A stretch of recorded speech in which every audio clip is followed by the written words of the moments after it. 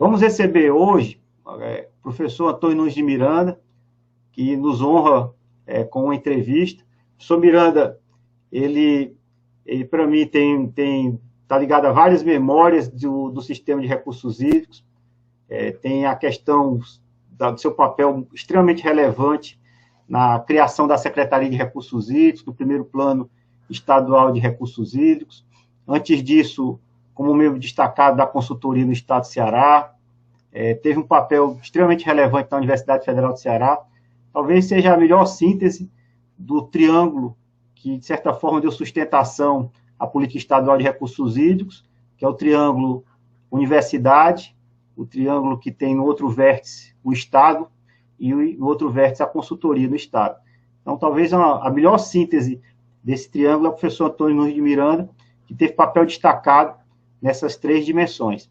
Então, eu queria agradecer muito o professor Miranda por nos conceder essa entrevista.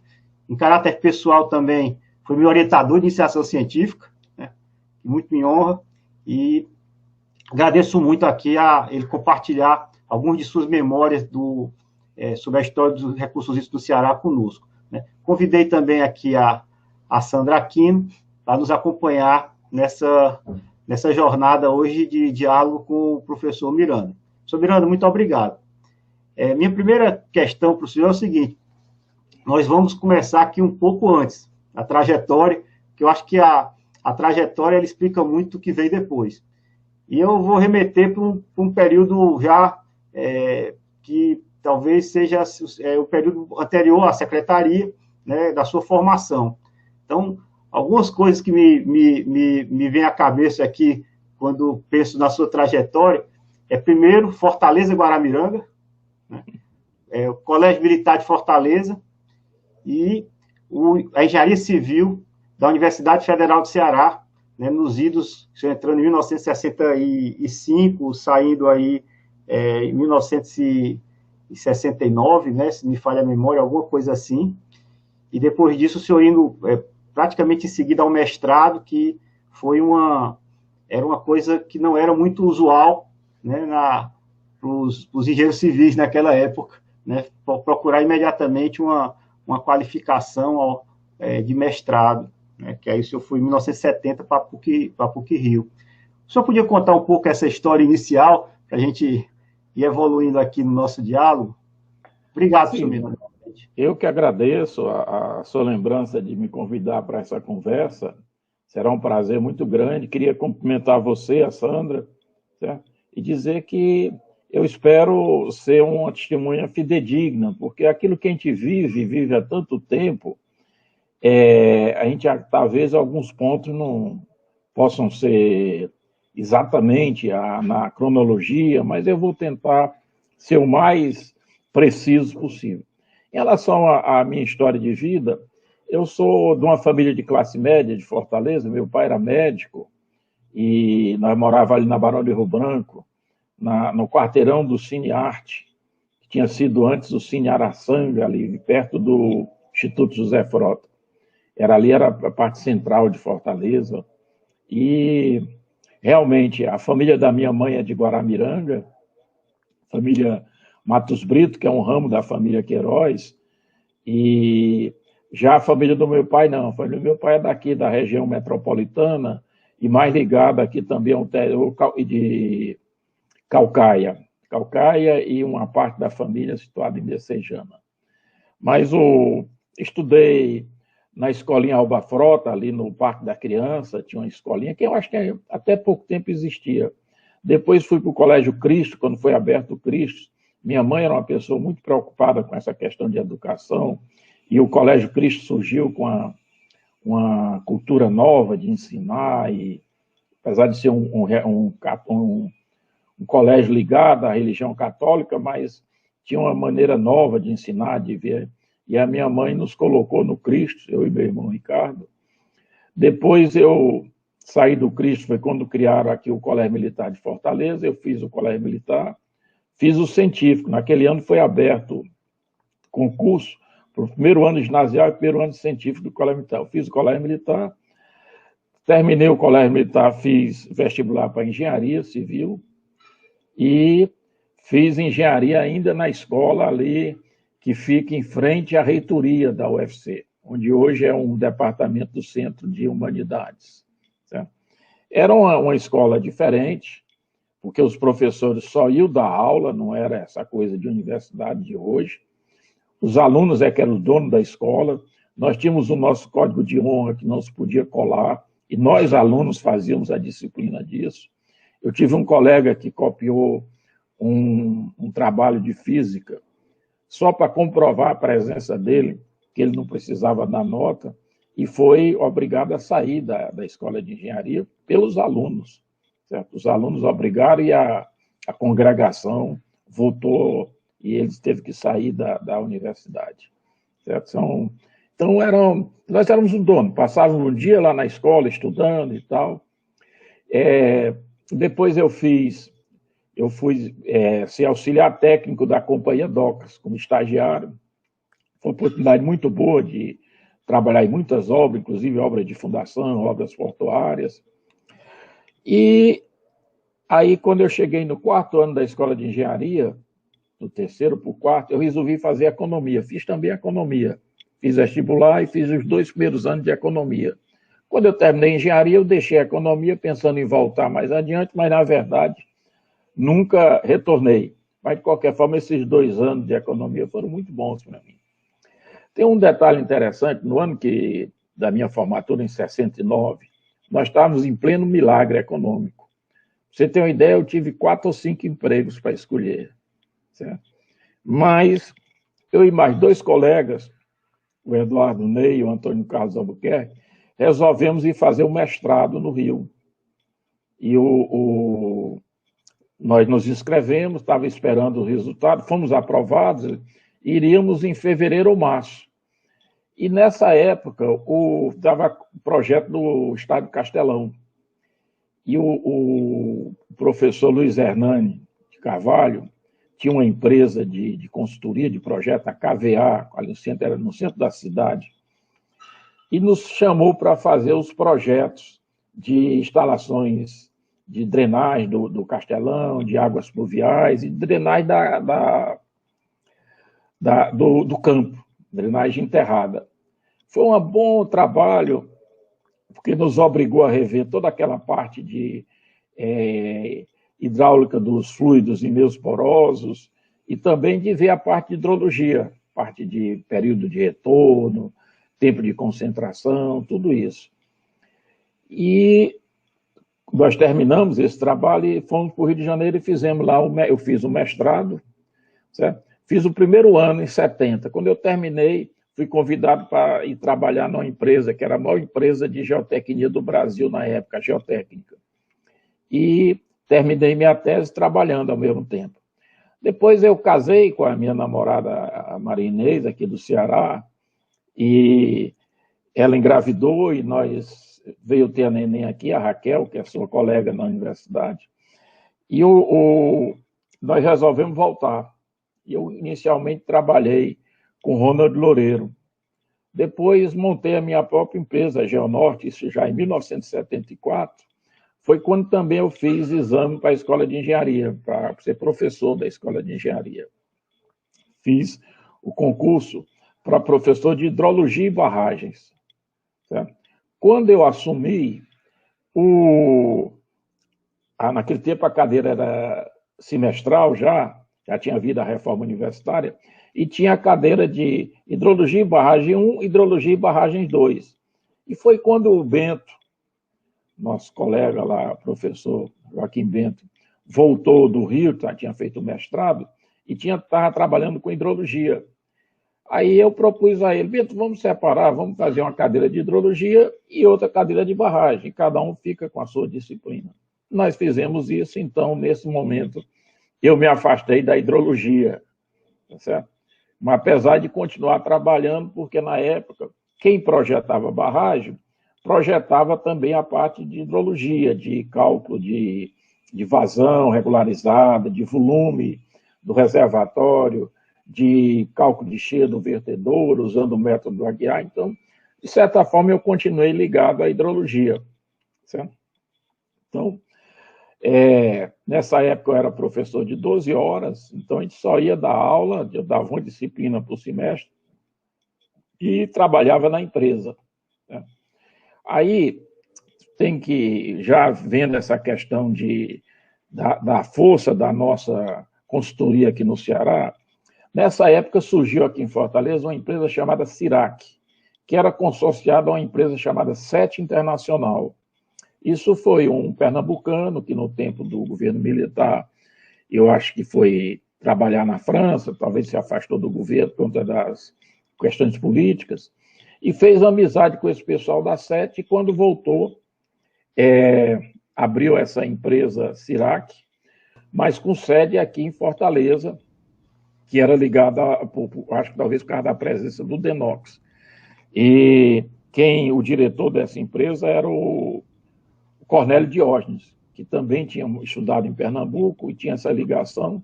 Então, a Cirac foi a primeira grande empresa de consultoria que nós tivemos, certo? Trabalhava muito para o Denox, certo? E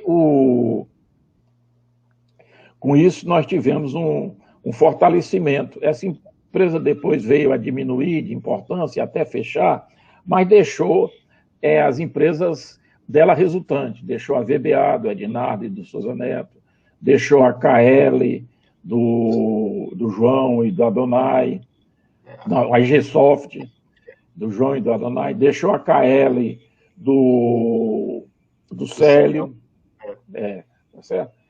E mais umas outras duas pequenas, tá certo? Que foram resultantes dessa influência da Cirac. Eu mesmo aprendi muito com os engenheiros franceses que vinham fazer barragem aqui, estudar barragens. Eu acompanhei 2 grupos desses engenheiros no Piauí, no Gurgué e depois no Baixo Parnaíba, certo? E tive a oportunidade de aprender muito com eles, tá certo? Então, nessa ocasião aí, nós tínhamos no Ceará já o Denox, né? Tínhamos o Denox, tínhamos essas empresas de consultoria, tá certo? E tínhamos a universidade se fortalecendo, criando seu mestrado, certo? Então, nós podíamos dizer, naquela época, nós nos referíamos à comunidade de recursos hídricos, para você ter uma ideia. Havia uma comunidade. E o Ceará se destacava em relação ao resto do Brasil. Tirando São Paulo, tá certo? Nós tínhamos a maior equipe de consultoria de engenharia do Brasil, certo? Então, foi nessas circunstâncias que eu decidi fazer o doutorado nos Estados Unidos, em 83, tá certo? E aí, como eu estava ali falando, nessa ocasião, por coincidência, eu fui convidado para trabalhar nesse grupo criado pelo professor Luiz Marco, que era o secretário de Serviços Públicos, de Obras e Serviços Públicos, e que foi o primeiro grupo que trabalhou assim a coisa dos recursos hídricos a nível estadual de forma mais estruturada. O professor Vieira fez parte desse grupo. Parece que nunca saiu um plano, mas saiu... Teve um documento. Teve um documento que eu costumo chamar de plano zero. 80 páginas mais ou menos. Que eu costumo chamar de plano zero. E é interessante que eu não participei, eu não pude aceitar o convite do Luiz Marcos, porque ia para os Estados Unidos, estava me planejando para ir para os Estados Unidos, e indiquei o Ednardo, certo? O Ednardo e o Souza Neto foram trabalhar junto nesse projeto, certo? Ednardo Cardoso. Certo? Aí tem também só um ponto que eu quero te falar desse período. Nessa época, eu trabalhava para a UMEF, fazendo projeto de avenidas. Fiz o projeto da Santos Dumont até a Praia do Futuro, da Zezé Diogo, da Dioguinho, do Quarto Anel Viário, que era a Dedé Brasil, certo? E na UMEF tinha um engenheiro, que tinha sido meu contemporâneo de universidade, mas mais novo, eu não tinha muito contato, que era o Adolfo Marinho, que trabalhava no outro setor, que não era nesse setor viário. E um dia ele me chamou e me convidou para fazer o Plano Estadual de Recursos Hídricos. E nós tivemos algumas reuniões com ele, mas eu confesso que eu nunca entendi bem o que seria esse plano. Tá certo? Eu confesso, mas foi a primeira vez que eu vi falar nessa possibilidade de se fazer um planejamento específico para recursos hídricos, Foi nessas conversas com Adolfo, aí no final da década de 70. Certo? Nós tínhamos, nessa época ainda, uma pobreza muito grande no Ceará, de conhecimento. Eu vou lhe dar um exemplo. O Vigílio Távora, quando assumiu o governo, criou um projeto Tábua de Pirulito, um nomezinho assim. Paliteiro. Projeto Paliteiro, que era para cobrir o Ceará de poço profundo. Comprou vários equipamentos, montou uma empresa estadual. E eu fui convidado para uma reunião no Palácio do Governo, onde ele ia lançar esse projeto. E nós estávamos lá na sala, lá numa mesa comprida, lá esperando que ele chegasse. Eu era engenheiro novo, tinha muita gente, e não era minha área, poço profundo não era minha área. Mas lá pelas tantas, eu me senti mais à vontade na conversa, o governador não tinha chegado ainda. E eu disse, rapaz, o governador está sabendo que todo poço no Ceará, a água é salobra. Aí alguém disse, que história é essa? Aí começaram o zum a conversa, e várias pessoas deram depoimento. Não, isso mesmo, poço no Ceará, no cristalino, quando dá água é salobra, porque muitos não dão água nenhuma. E ficou aquele zum, aquela conversa e tal. Aí quando eu notei o secretário, não me lembro quem, se levantou e foi embora da reunião. Aí o Vigílio, que era para ter chegado em determinada hora, demorou quase meia hora. E quando chegou, já foi botando água fria na história. Certo? Que os poços iam ser feitos no aluvião, não sei o quê, patatá. Então, ali o projeto começou a morrer, tá certo? Você vê, se faz um projeto, se gasta dinheiro e era uma coisa que todo mundo sabia. Tá certo?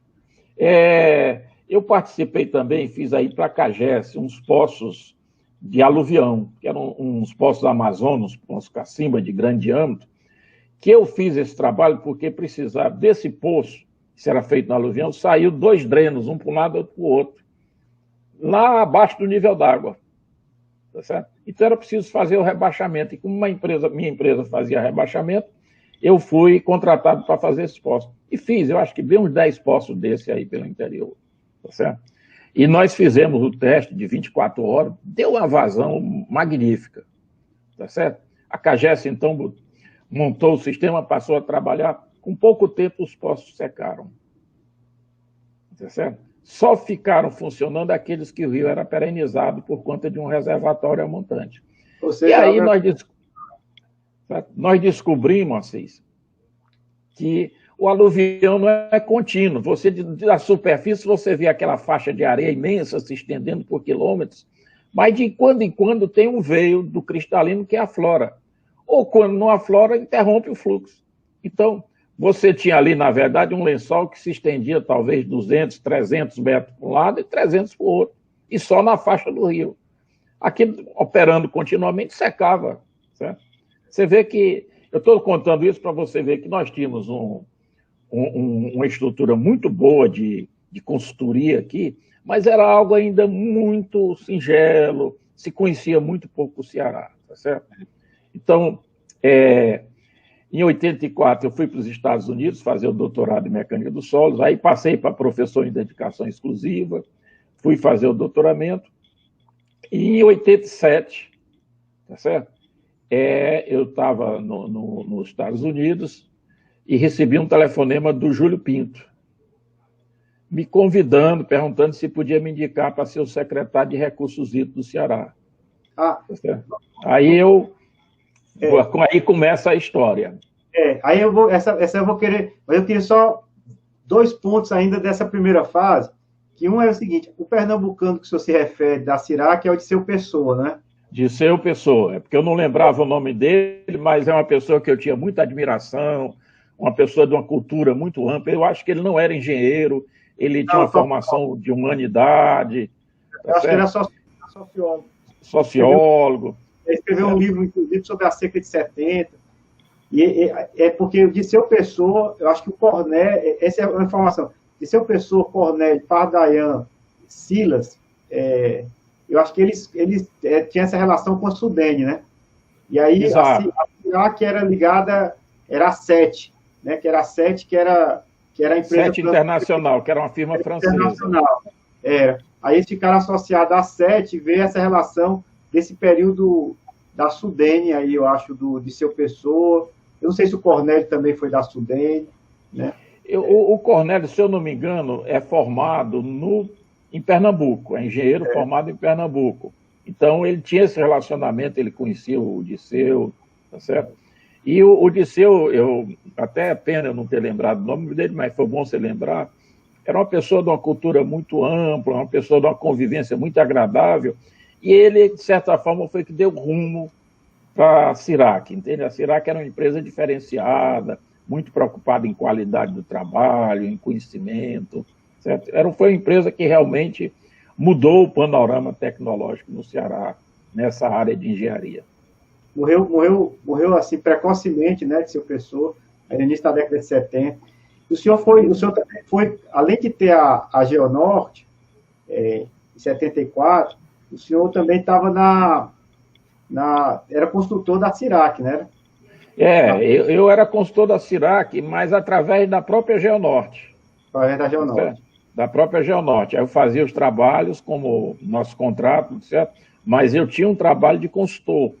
Acompanhava essa equipe francesa que vinha para cá e eles saíam fazendo um plano diretor de barragens. Era interessante, como eu não imaginava como é que podia se fazer aquilo em cima de planta, de fotografias, se escolhia o local, ia-se no campo, tirava-se uma ideia da altura da barragem, do problema de vertedouro e tudo. Certo?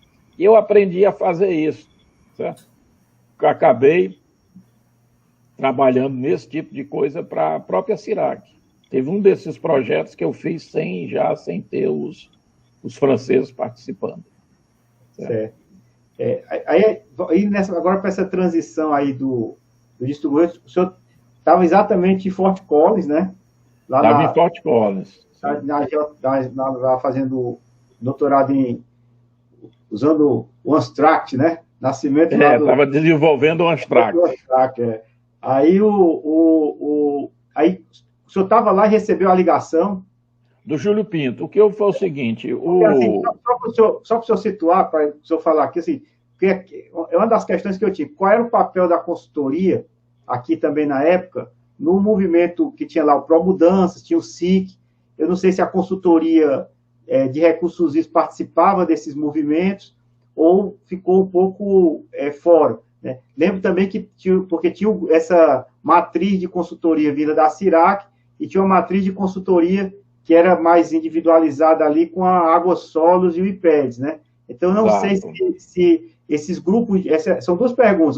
Esse grupo de consultores participava desse movimento Promudanças? O senhor chegou a participar de alguma forma disso? Para entender como é que era a ligação do setor de recursos hídricos com esse primeiro governo TAS. Se veio através das empresas ou foi muito em caráter pessoal? Assim, como é que se deu essa primeira conexão?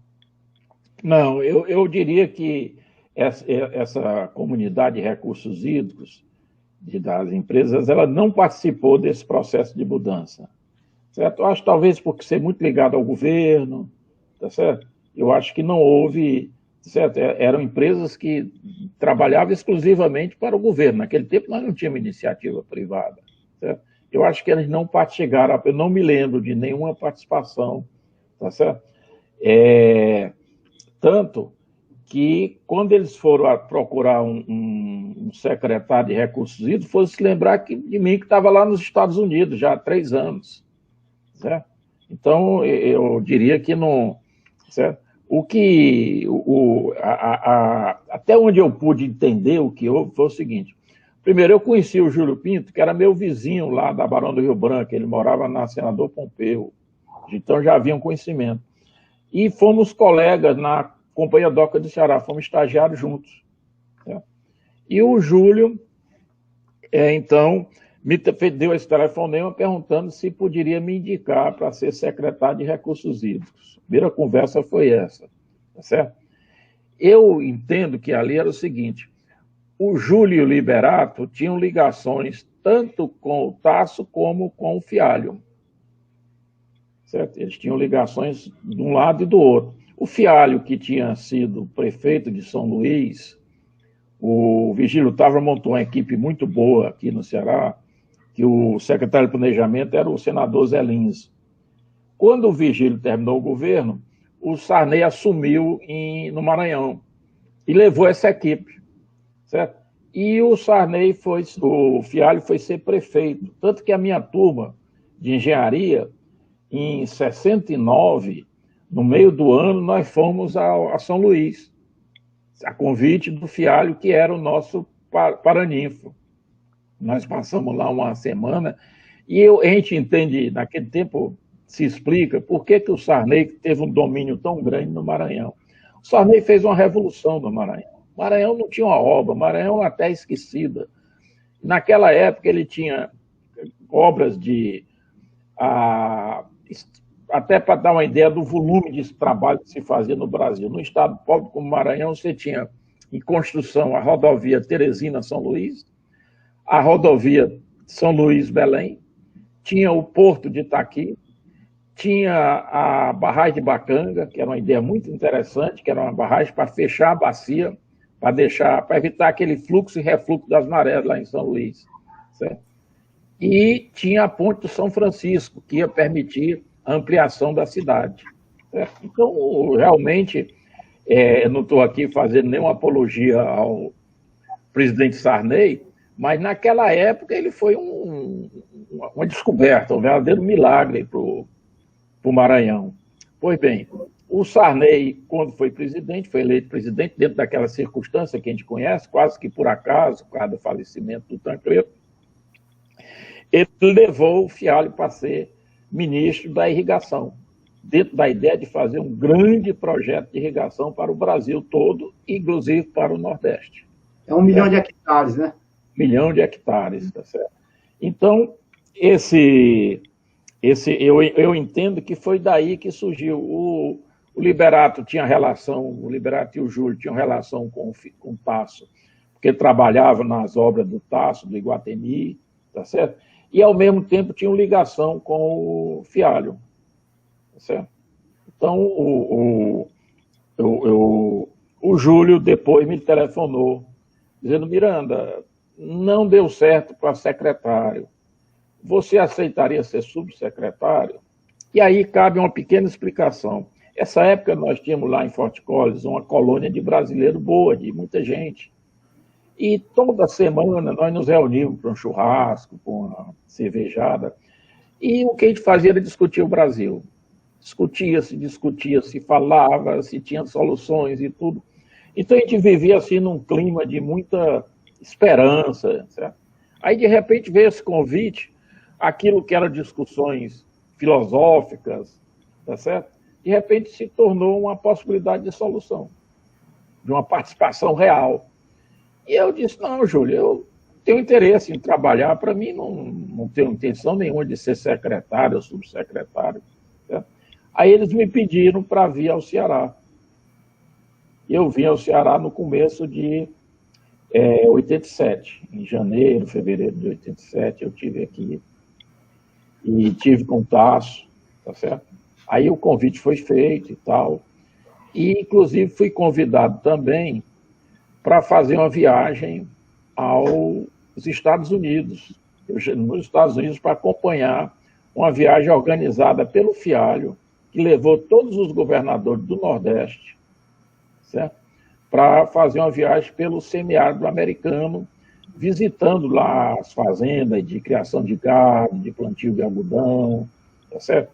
Vendo já a questão do bicudo, tá certo? E eu acompanhei, então, os governadores nessa viagem, no mesmo ônibus. Fiz essa viagem quase sempre sentado ao lado do Tasso, tá certo?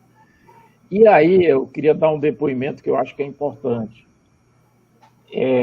O Tasso me disse que queria que a gente fizesse um plano estadual de recursos hídricos. E eu achei que era uma boa ideia, tá certo? Na verdade, eu não sabia bem o que era um plano estadual de recursos hídricos, confesso. E durante a viagem, de vez em quando, eu tentei levantar com o Tasso ideias em relação à açudagem, canais, esse tipo de coisa, de obra, né? E ele dizia: Miranda, eu não faço nada sem ter antes um plano estadual de recursos hídricos. Certo? Me parece que essa ideia que ele tinha se devia à influência de duas pessoas, do Vieira e do Adolfo Marinho. Tanto que o Adolfo veio ser secretário dele, Adolfo era secretário de infraestrutura, ou das cidades, alguma coisa assim. Né? Eu acho que foi dele. E teve até um detalhe interessante, que uma vez eu inadvertidamente levantei de novo a possibilidade de alguma ideia de obra, alguma coisa. Ele se aborreceu, rapaz, e quase que fica de cócoras no banco do ônibus, tá certo? Eu já te disse, eu não faço nada, não sei o quê. Então a gente precisa deixar isso claro. Essa ideia de um plano estadual de recursos hídricos no Ceará é uma contribuição do senador Tasso Gereissati.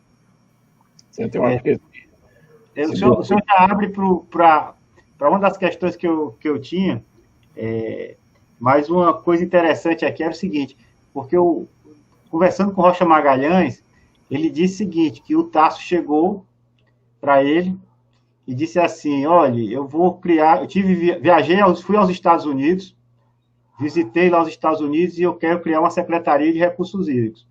Ele disse que para o Rocha Magalhães transpareceu que essa viagem que ele tinha feito, ele não explicou as contingências dessa viagem, que o senhor está trazendo aqui à tona, né? Foi até organizada pelo FIAL e tudo, foi decisiva nessa questão dele, assim, na certeza dele de criar a Secretaria de Recursos Hídricos, né? Então, foi essa viagem que ele fez com... E aí, uma pergunta, antes de entrar no plano, que eu acho que o plano é um capítulo extremamente importante, como foi essa discussão sobre porque, como o senhor falou assim, Fialho estava no governo federal, o governo federal tinha muito recurso financeiro para financiar a infraestrutura e tudo, o estado de Ceará nunca foi muito rico, é um estado pobre, né? Possivelmente tendo alguém ligado ao Ceará no Ministério da Irrigação, com 1 milhão de hectares, seriam investimentos que viriam para cá. Então, deve ter tido uma pressão e uma tensão muito grande para que a Secretaria de Recursos Hídricos fosse uma Secretaria de Irrigação, né? Essa questão do recursos hídricos. Aí tem duas questões que o senhor lança que eu queria que o senhor comentasse. Uma é qual foi a discussão, se o senhor acompanhou essa discussão para definir que não ia entrar em irrigação?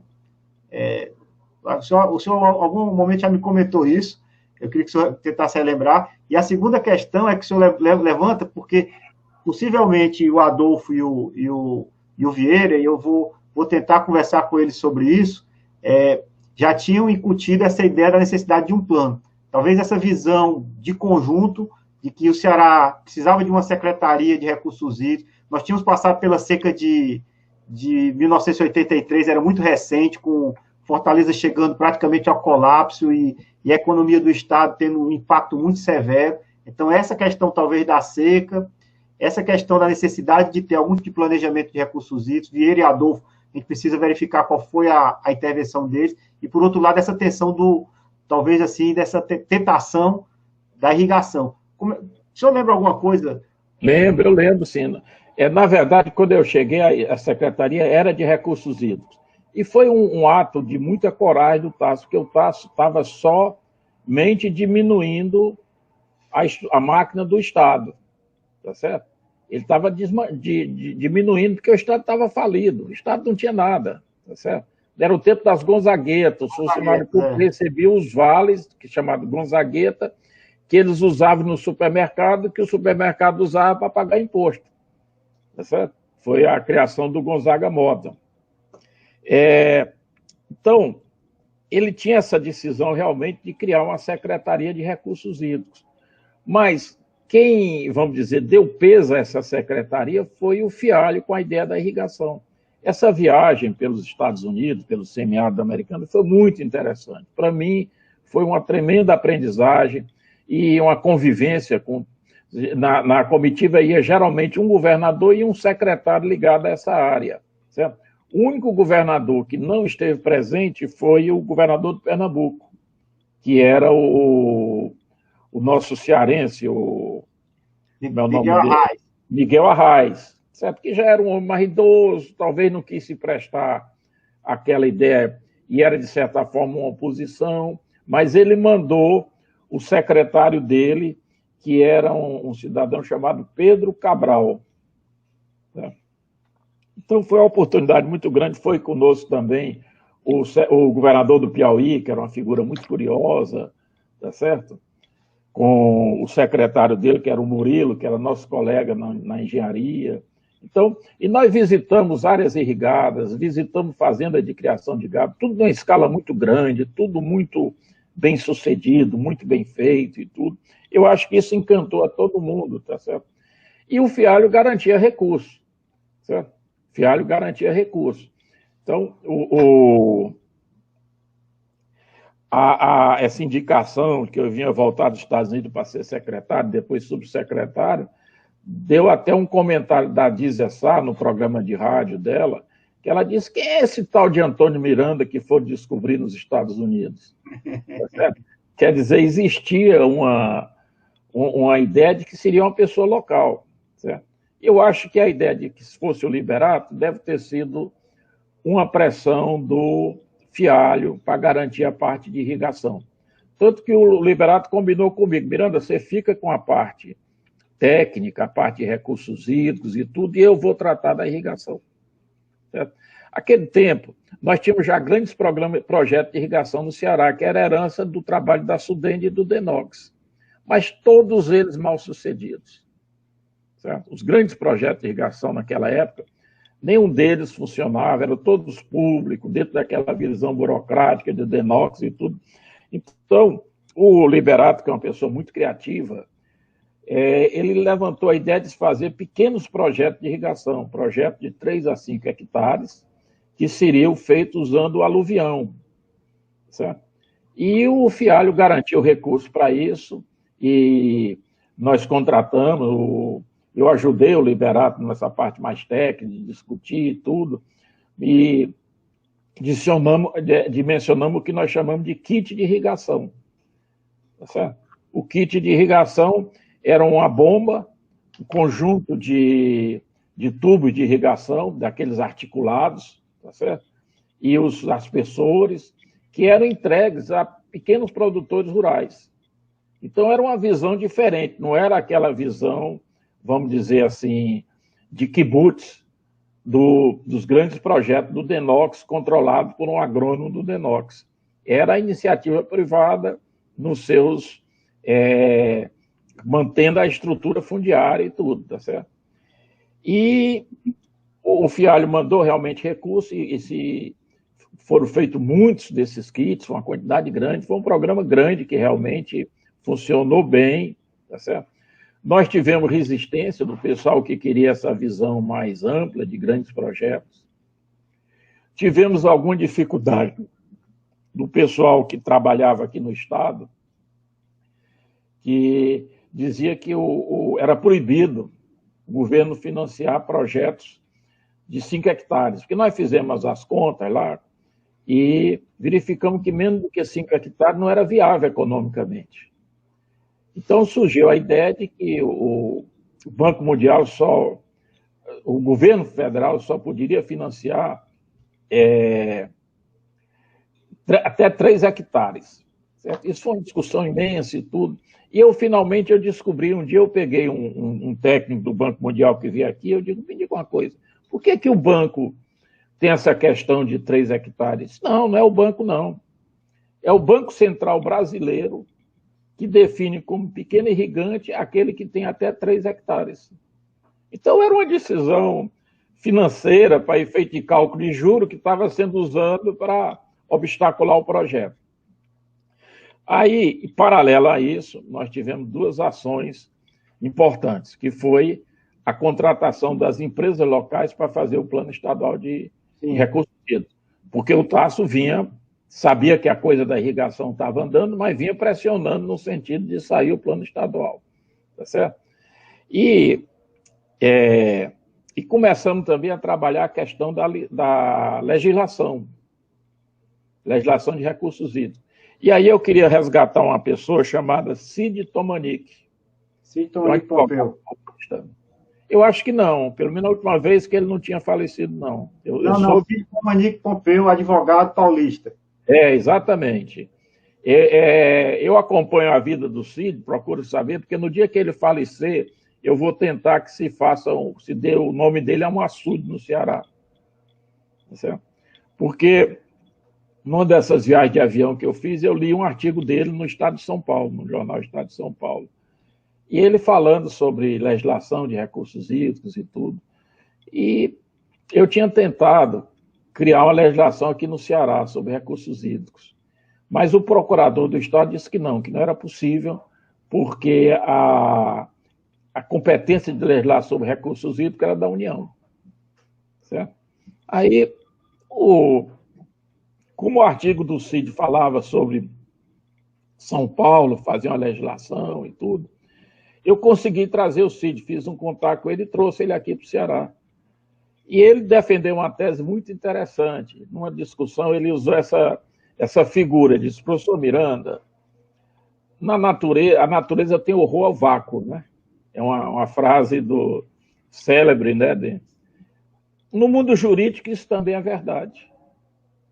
Se a União, que tem a competência, não legisla, o Estado pode legislar. No dia que a União legislar, talvez vocês tenham que se adequar à legislação do Estado, da federal. Mas, provavelmente, vocês sendo pioneiro, a legislação federal vai sair muito parecida com a de vocês. E nisso ele foi profético, certo? Tanto, Assis, que aí você tem responsabilidade nisso, nós temos que adequar a nossa legislação estadual à legislação federal. Nós corremos um risco, tá certo? De fragilizar toda essa nossa estrutura de conselho estadual, dos comitês de bacia, tá certo? Por conta dessa discordância com a legislação federal, certo? Nós temos que um dia ter essa coragem de fazer essa adequação, que não é muita coisa, praticamente não muda, mas nós precisamos mudar alguns nomes, alguma terminologia. Que, aliás, você já está até usando isso quando você chama Comitê de Região Hidrográfica. Apesar do nome legal ser Comitê de Bacia Hidrográfica, não é isso? Certo? Então, você já está fazendo a sua correção informalmente. Certo? Nós temos que fazer essa correção. Aí o Cid Tomani, que esteve aqui, nós fizemos um seminário, e ele conversou com o pessoal da Procuradoria, e eles se convenceram, e nós demos origem, então, à legislação estadual de recursos hídricos. Tá certo? Esse é um ponto importante. Do país, né? São Paulo foi o ano seguinte a de São Paulo foi a nossa, com uma certa similaridade até com a legislação paulista, e agora até muito justificado pela presença do Cid Tomanique Pompeu na redação da lei que eu não sabia. Ele teve essa participação, ele nos ajudou nisso aqui, tá certo? Principalmente no convencimento da Procuradoria do Estado. Certo? Tem um outro aspecto interessante, que é o seguinte, a questão da contratação do Plano Estadual de Recursos Hídricos. Eu queria fazer um preâmbulo, que o mundo era diferente. Né? O mundo era diferente naquele tempo, tá certo?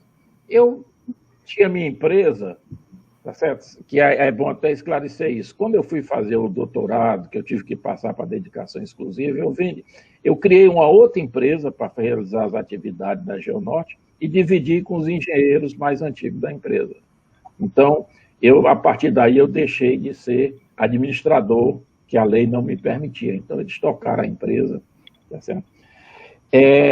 Mas do tempo que eu fui empresário, rapaz, todos os contratos eram, vamos dizer, dirigidos. Os contratos de projeto de estrada do DAIA, e havia uma fila, eram 4 ou 5 empresas, tinha uma fila, era 1 para 1, 2, 3, 4, aí voltava, certo? E nunca tive que dar dinheiro a ninguém, nunca ninguém me pediu nada, tá certo? Esses projetos que eu fiz para a UMEF, eu não me lembro de ter licitação, certo? Se tinha, devia ser alguma coisa que se fazia. Também nunca houve essa questão de corrupção no meio, tá certo? Então, eu estou fazendo esse preâmbulo para explicar.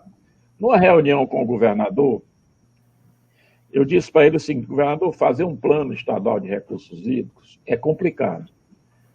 Mas, se a gente não tiver uma equipe técnica do Estado que absorva esse plano, ele vai ficar como volumes numa prateleira. Tá certo? Eu preciso que o senhor me autorize a fazer concurso e contratar como funcionário público da secretaria de forma permanente, um grupo de técnicos para acompanhar a elaboração desse plano e absorver, porque senão... Aí ele disse que não podia, ele não tinha recurso, o Estado não tinha recurso. E eu disse, então o senhor vai me autorizar a contratar o plano com empresas locais. Eu não me lembro se ele concordou ou não, mas ficou calado, pelo menos ficou calado, senão eu não tinha coragem de ter feito isso. Certo? Aí eu chamei as empresas, que naquele tempo era a Cirac, a VBA e a Água Solos, e eles dividiram o plano entre si. Tá certo? Também nunca me deram nada, eu não tive nenhuma participação no plano, a não ser o acompanhamento como subsecretário. Tá certo? A Geonorte, que era a minha empresa, qual era ligada ainda, mas não era administrador, mas não teve nenhuma participação. A VBA ficou, se eu não me engano, com o Jaguaribe. A Cirac ficou com as demais... Não, a Cirac ficou com o Jaguaribe. Claro, a Cirac ficou com o Jaguaribe, que era a maior bacia. Né? E a VBA ficou com as outras bacias, tá certo? E o IPERES, Água Solos, ficou com a parte de administrativa, de mediação, parte institucional, tá certo? Ficou com essa parte. O plano... Eu não terminei o plano. Depois eu chego lá porque que eu deixei a secretaria antes de terminar o plano. Mas quem tomou a frente, assim, da parte mais técnica do plano foi o Ednardo Cardoso. Tá certo? Mas ele perdeu muito tempo, porque ele inventou de fazer um plano que na época nós não tínhamos TI, nós não tínhamos computação para fazer. Não sei se você chegou a acompanhar isso. Ele dividiu o Estado em pedaços. Unidade de balanço. Do município, da bacia, né? Então, ele queria fazer como é que a gente chama? Unidade de balanço hídrico, que a gente chama, B. Unidade de balanço hídrico. Ele queria fazer o balanço hídrico nessa dimensão. Tá certo? E com isso se perdeu muito tempo. No final, o plano se transformou num grande diagnóstico. Certo? Num grande diagnóstico. Não se concluiu o plano, tá certo? Por conta dessa decisão do Ednardo, que tinha muita vontade de fazer um trabalho muito rico, muito bem feito, tá certo? Mas o IPERES fez a parte dele, tá certo? Fez a parte dele, apesar de não ter sido implantado.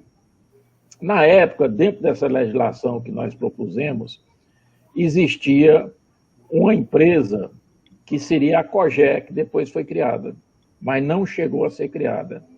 Seria o que a gente chamava a Petrobras das Águas do Ceará, que depois seria a COGÉ, mas não foi criada. Tá certo? A COGÉ só viria a ser criada depois, já no governo Ciro Gomes, já com o IPERES secretário, tá certo? Resgatando, e foi quando ele implantou todas aquelas ideias que ele tinha criado no Plano Estadual de Recursos Hídricos. Foi um pouco antes, não.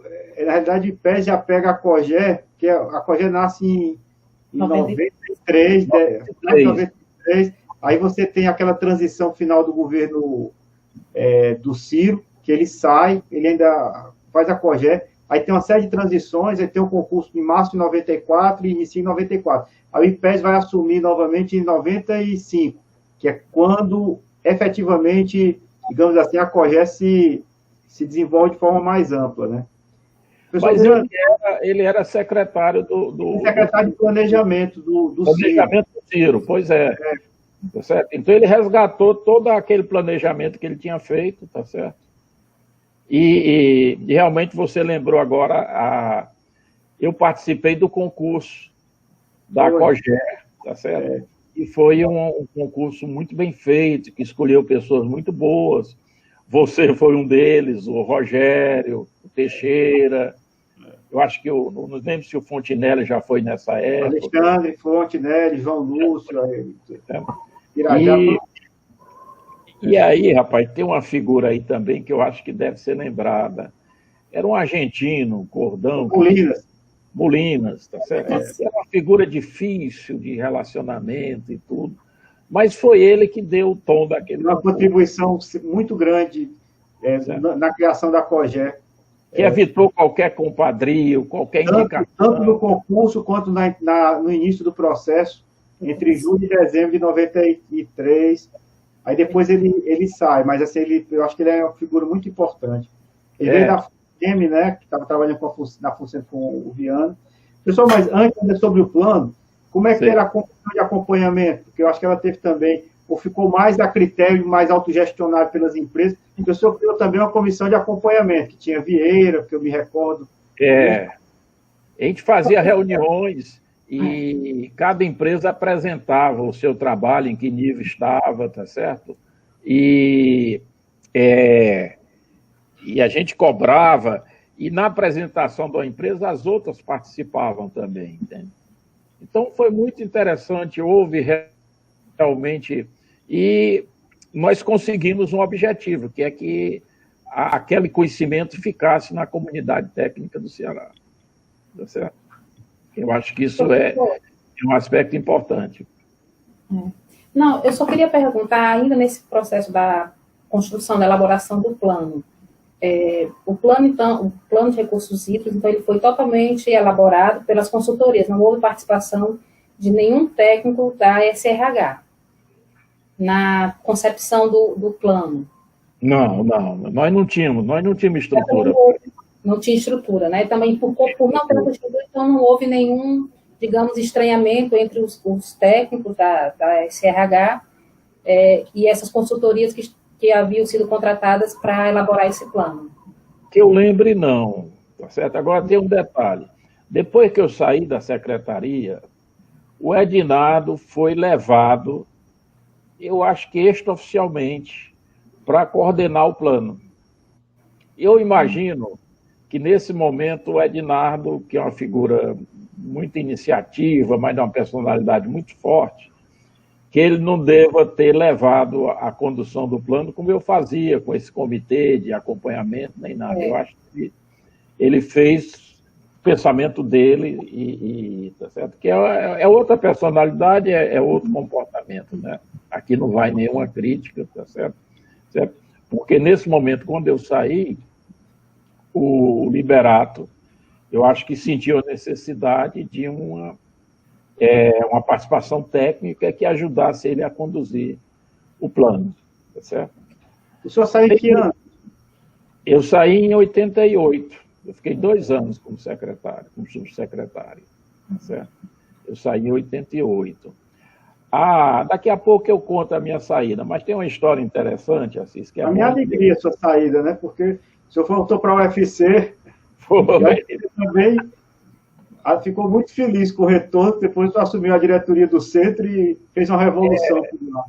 Foi muito bom. E convivi com vocês também, que ainda hoje eu mantenho essa amizade, você, com o Rogério, né?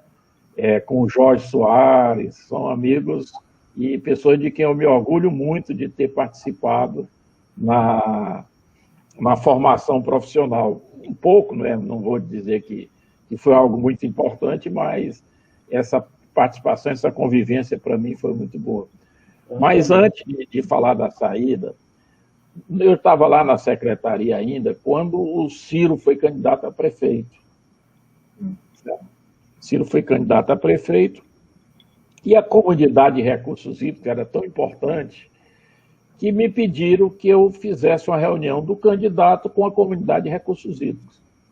Então, eu organizei essa reunião, convidei o pessoal do DENOX, o pessoal da universidade, o pessoal das empresas, o pessoal da Secretaria de Recursos Hídricos, uma pequena multidão de gente. Nos reunimos na casa do Micharia, ali na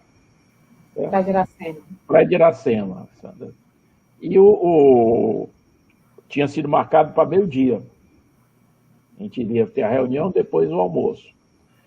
E eu convidei, para dar um tom técnico à reunião, eu convidei o Adolfo Marinho para falar sobre recursos hídricos da região metropolitana, que era o forte dele, que ele tinha trabalhado, que na época ele era secretário da cidade, ele não... E o Edinardo Cardoso para falar sobre recursos hídricos estaduais. Certo? E o Ciro atrasou muito. Certo? A 1h da tarde, o Adolfo disse: Miranda, eu vou me embora, eu não tenho compromisso, eu vou me embora. Certo? E se dirigiu para o carro. Nessa hora eu vi que o Ciro estava chegando. Aí eu fui até o carro e disse: Adolfo, me faça um favor, volte. O Ciro chegou aí, você não saiu ainda. O Adolfo relutou um pouco, mas voltou. Aí o Adolfo falou sobre recursos hídricos da região metropolitana, talvez uma meia hora. Depois o Ednardo falou também sobre recursos hídricos estaduais, imagino que não mais do que meia hora, talvez menos. E aí, para minha grande surpresa, o Ciro pega a palavra, rapaz, e faz um resumo didático do que tinha sido falado, com muito mais clareza, com muito mais objetividade do que os dois palestrantes. Tá certo? Então eu vi ali, me deu uma admiração muito grande pela capacidade, que eu tenho certeza que foi a primeira vez que o Ciro ouviu falar desse assunto, foi naquela reunião. Certo? E ele fez um resumo, fez uma apresentação, uma coisa magnífica. Mas aí tem um detalhe também, que é característica dele, que a língua vai na frente da cabeça. Ele, no final da... Isso a gente tem que resgatar, Sandra, que isso era 88. Certo.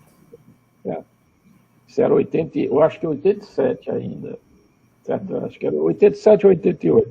88, 88. Nós já tínhamos uma quantidade muito grande de mulheres trabalhando nas repartições, engenheiras e tudo, então o palco, a plateia ali tinha, eu diria que talvez um quarto, um terço eram mulheres, tá certo? Mas naquele tempo ainda havia um certo, vamos dizer assim, respeito à presença feminina numa reunião. Não se contava uma piada mais pesada, não se falava um palavrão, tá certo? Porque parece que foi há pouco tempo, mas a cultura diferente ainda. E o Ciro, então, depois que fez aquela apresentação belíssima, aquele resumo e tudo, ele disse: meus amigos, a água é tão importante que existe um ditado, que 3 coisas não se pode deter. Água, fogo de morro acima, água de morro abaixo e mulher quando quer dar. Rapaz, ele quando chegou nessa parte da mulher, ele sentiu que não era clima para aquilo. Aí ficou assim: eu já comecei e vou terminar. Tá certo? Causou um tremendo mal-estar, tá certo? Tudo aquilo que ele tinha construído, toda aquela imagem. Certo? Aí depois eu vi ao longo da história dele coisa semelhante, né? Aquela campanha para presidente, ele muito bem, aí ele diz aquela grosseria quanto à mulher dele. Ele está sempre... Parece que chega um momento que a língua, a capacidade de verbalizar... Mas isso é só uma curiosidade que eu estou falando para você ver que nós tínhamos realmente, viu, assim, uma comunidade de recursos hídricos que tinha importância, tanto que me pediram para eu fazer essa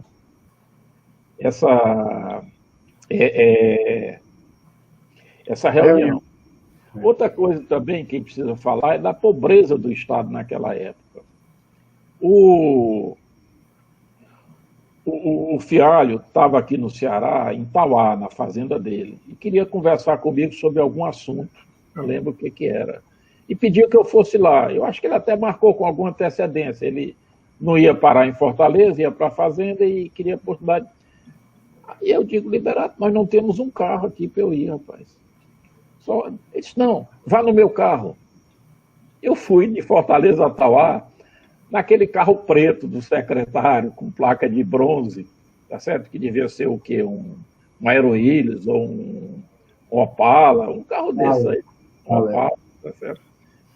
E lá conversei com o Fialho, discutimos as coisas de irrigação, que era o maior interesse dele. A parte de recursos hídricos, ele estava tão envolvido com o plano dele que... Eu digo: agora, ministro, nós temos uma dificuldade, nós não temos um carro. O senhor vê que eu vim no carro do secretário. Miranda, o que é que você precisa? Eu preciso pelo menos comprar 4 caminhonetes para o nosso pessoal poder ir para o campo, acompanhar esses projetos e tudo. Nós estamos sem condição. Ele disse: eu vou lhe mandar esse recurso para você comprar essas 4 caminhonetes. Um mês depois bateu o recurso lá na secretaria. O Liberato me chama, disse: Miranda, esse dinheiro eu vou comprar um carro para você e um carro para o governador. Porque o governador também não tinha carro. Assim. Aí você vê o nível de pobreza do Estado. Eu digo, Liberato, para mim não precisa carro, não, porque eu não usava o carro do governo, eu sempre me acostumei, sempre fui no meu carro. Mas, na verdade, ele queria comprar 2 carros para o governador. E nós compramos 2 caminhonetes, não sei se é do tempo de vocês, talvez vocês não... Foram as primeiras caminhonetes assim mais arrumadas que surgiram no Brasil.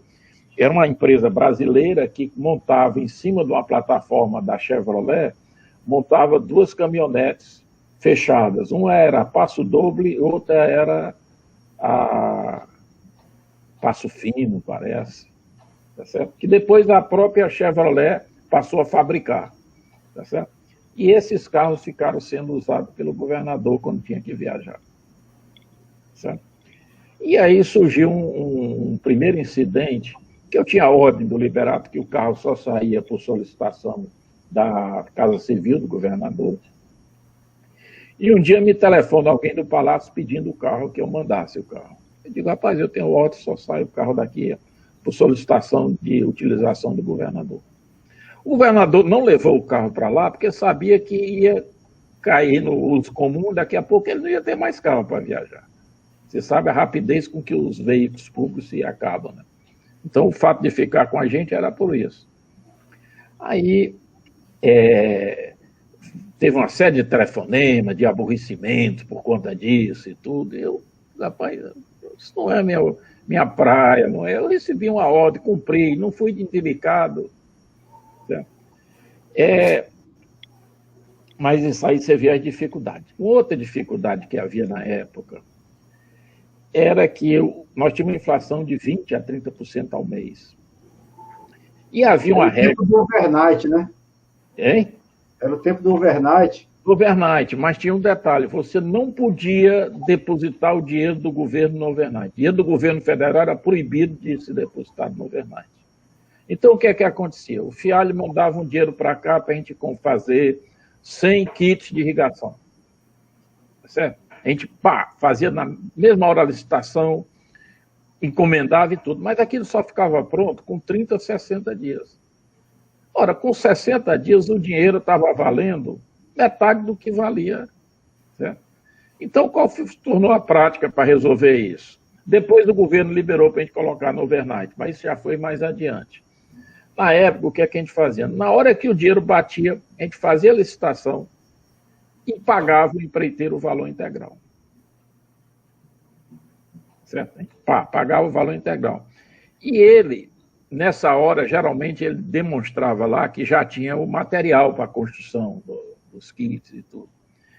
Então, ele ficava como fiel depositário dos kits. Ele dava um documento como sendo fiel depositário dos kits. Certo? E aquilo me incomodava muito. Eu sabia que aquilo não ia dar certo. Em algum momento aquilo ia dar um problema. Eu ia passar o resto da minha vida tendo que explicar por que eu tinha pago um serviço que não tinha sido feito, tudo. Tá certo? E teve um lance com uma pessoa que hoje que eu sempre respeitei muito, um empresário nosso aqui, que é uma pessoa muito atuante, de ideias novas, um homem criativo e que tem colaborado muito com a nossa economia. E ele precisava receber um dinheiro desse e o Liberato estava viajando. E ele foi na minha sala pedir que eu assinasse o cheque. E eu me recusei a assinar. Porque o Liberato tinha acesso ao Tasso, tinha acesso ao governador, quer dizer, numa situação desse, tinha acesso direto ao fialho. Coisa que eu evitei construir esse acesso, eu até poderia ter construído. Mas para evitar um desgaste meu com o Liberato, eu evitei qualquer bypass nesse relacionamento, tudo, certo? Então eu não construí esse relacionamento, certo? E não pretendia construir, certo? E senti que se houvesse um problema, se uma empresa daquelas quebrasse, não entregasse, eu ia ter um problema sério, porque eram valores vultuosos, certo? E naquele momento eu fiquei muito constrangido de não atender um pedido daquele empresário, que era uma pessoa honesta, ele estava fazendo a coisa certa. Mas eu não tive coragem. E ele se impacientou comigo e tudo, e como era uma pessoa que eu tinha admiração, eu fiquei muito constrangido. Eu digo, não, rapaz, isso não dá para mim, não. Certo? Aí resolvi sair da secretaria por isso. Porque a gente não conseguia trabalhar se não fizesse isso, certo? E eu via que ia dar problema. E no final deu. Uma dessas empresas, mais de uma, já chegou, não sei se chegou a falir, mas o PMN não teve condições de entregar, isso foi para a justiça, isso deu processo de tribunal e tudo. E eu escapei porque saí. Então, essa foi o motivo que eu saí da secretaria. Na época, muita gente pensou que tinha havido um atrito meu com o Liberato. Não, nunca houve. Eu sempre tive um relacionamento muito bom com o Liberato, o que nós acertamos. Agora, por ocasião da saída, houve um aborrecimento da parte dele. O que foi o seguinte: a minha presença na secretaria, de certa forma, era uma garantia de qualidade técnica, dessa coisa de recursos hídricos e tudo. Certo? Eu tenho impressão, não tenho certeza, mas tenho impressão que ele negociou com o Tasso a minha saída na condição de que eu iria para a presidência da FUNSEMI. Certo? Ele tinha um desgaste, o Liberato tinha um desgaste com o Viana por conta dos aviões da FUNSEMI. A FUNSEMI se notabilizou no Brasil por fazer nucleação artificial. Certo? E era muito bem sucedida. Saía daqui, ia para o Rio Grande do Sul, era show de bola. Fazia chover no Rio Grande do Sul, a gente só via as manchetes nos jornais depois elogiando e tudo. Mas aqui no Ceará aquilo nunca tinha dado certo. Nessa minha vinda aqui para o Ceará, no começo de 87, eu voltei para Fort Collins, ajeitei lá a minha tese, o que eu pude, fiz minha mudança e voltei no meio de 87. Não terminei a tese, vim terminar a tese aqui um ano depois, fui lá defender. Mas nessa vinda aqui, eu saí daqui com a incumbência de verificar o que havia em relação à nucleação artificial de nuvens. Certo? E o Fort Collins tinha, na ocasião, o melhor departamento nessa área das universidades americanas. Certo? O Cotton, o Pilker, tem um sensacional de meteorologia regional lá. Meteorologia, tá certo? Então, eu procurei o departamento, não era nem no meu college, era no outro, mas eu procurei, era no de Ciências Naturais, o de era de Engenharia. Mas eu procurei, me apresentei, contei a história, falei da FUNSEMI, expliquei toda a trajetória e tudo. E eles disseram, olha, nós vamos lhe passar o que nós sabemos hoje. Nucleação de nuvens, chuva artificial, funciona em regiões temperadas. No trópico não funciona. E isso está coincidindo com o que você está nos contando aqui do sucesso nas regiões temperadas do Brasil. Certo? Então, quando eu voltei, certo? A FUNSEMI tinha ficado ligada à secretaria, o Viana era o presidente, e eu acompanhei o trabalho do Viana e colocamos essa diretriz de que não ia mais fazer nucleação, tá certo? E ficaram, então, os aviões da FUNSEMI disponíveis. E a FUNSEMI tinha, em algumas cidades do interior, eu me lembro que em Crateús tinha, acho que em Iguatu também, tinha um campo de pouso asfaltado e um escritório da FUNSEMI com alojamento, o piloto e os técnicos. Tá certo?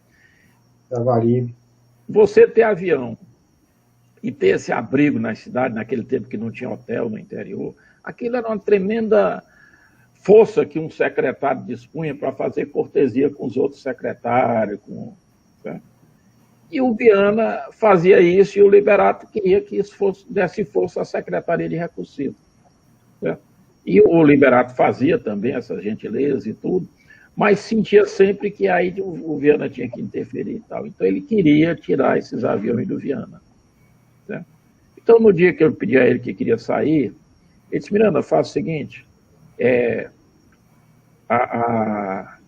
assuma a presidência da FUNSEMI, você fica com a FUNSEMI, você leva o plano estadual de recursos hídricos para a FUNSEMI, você vai montar a FUNSEMI, e essa parte de avião, que é uma coisa que você não gosta, deixa comigo, entrega para a secretaria. Certo? Para mim estava tudo bem, só tinha um detalhe. Nesses desentendimentos do Liberato com Viana, Eu, como subsecretário, passei a ser o interlocutor do Viana. Então, eu acompanhava todo o trabalho do Viana, vi o esforço que ele estava fazendo. A gente tem que reconhecer que o Viana nisso é espetacular. Ele monta o avião voando. Ele chegava no Rio, São Paulo, conversava com as pessoas, trazia pessoas de lá para cá, fazia convênio, chegava aqui, convencia o governador e não sei o quê. Ele estava montando aquele avião dele, que era a FUNSEMI, voando.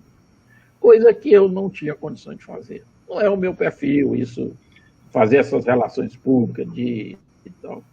Eu digo, Liberato, talvez seja uma face mais bem-sucedida da sua administração, seja a FUNSEMI. E é graças ao Viana, eu não tenho condições de ir para você.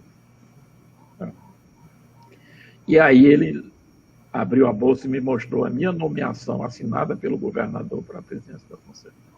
Por isso é que eu digo que eu acho que ele devia ter negociado. Tá certo?